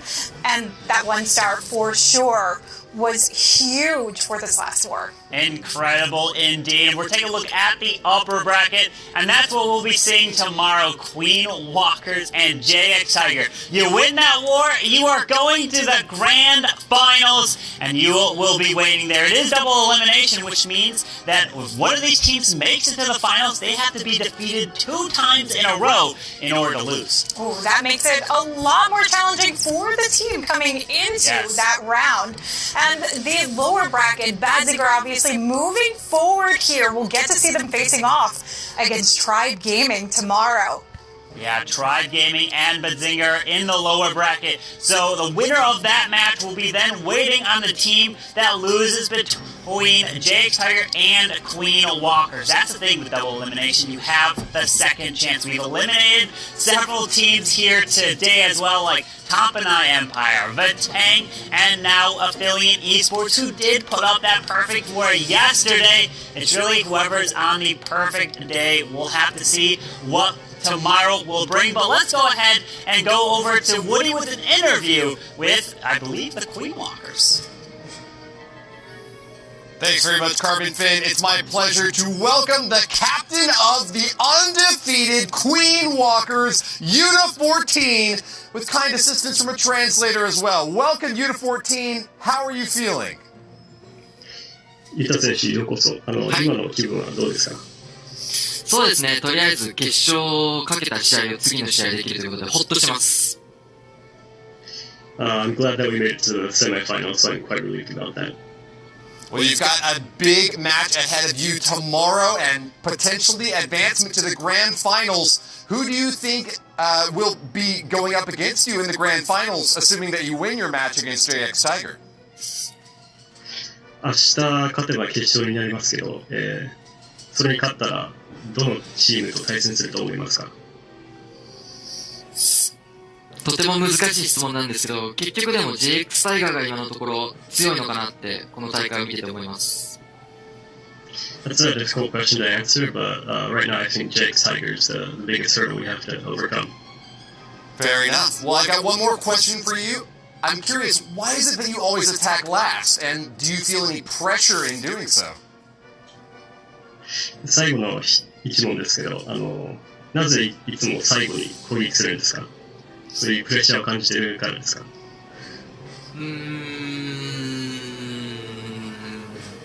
レッシャーが大好きだからです。Oh, I love the pressure. Well, we love watching you make the most of it. Thank you very much for joining us, and best of luck to you tomorrow as well. Appreciate your time here, Uta4 team. Hope you get some rest, and good luck on your next match. We've got some great battles ahead of us tomorrow, but to go ahead and kick it off, we'll send it back to the main stage where we can close out for the rest of the day. Take it away, Lady B and Carbon Fin. Thank you so much, Woody. What an incredible interview there we had with Uta14 of Queen Walkers. Did you have any final take from that? The fact that they are worried about JX Tiger really comes as no surprise because JX Tiger has these incredible defenses, but I also like to hear that they're open to the pressure. Absolutely. It's going to be an incredible day. I cannot wait what we'll be seeing tomorrow, which will be crowning a new world champion for the 2021 Clash of Clans World Championship. I cannot wait. I wanted to thank everybody here at the studio, Supercell, all the viewers at home, my fellow co-casters. It's been an incredible day, and it's just going to get even better. Did you have any final words, Lady B? Oh, just remember, with your predictions, it's going to be any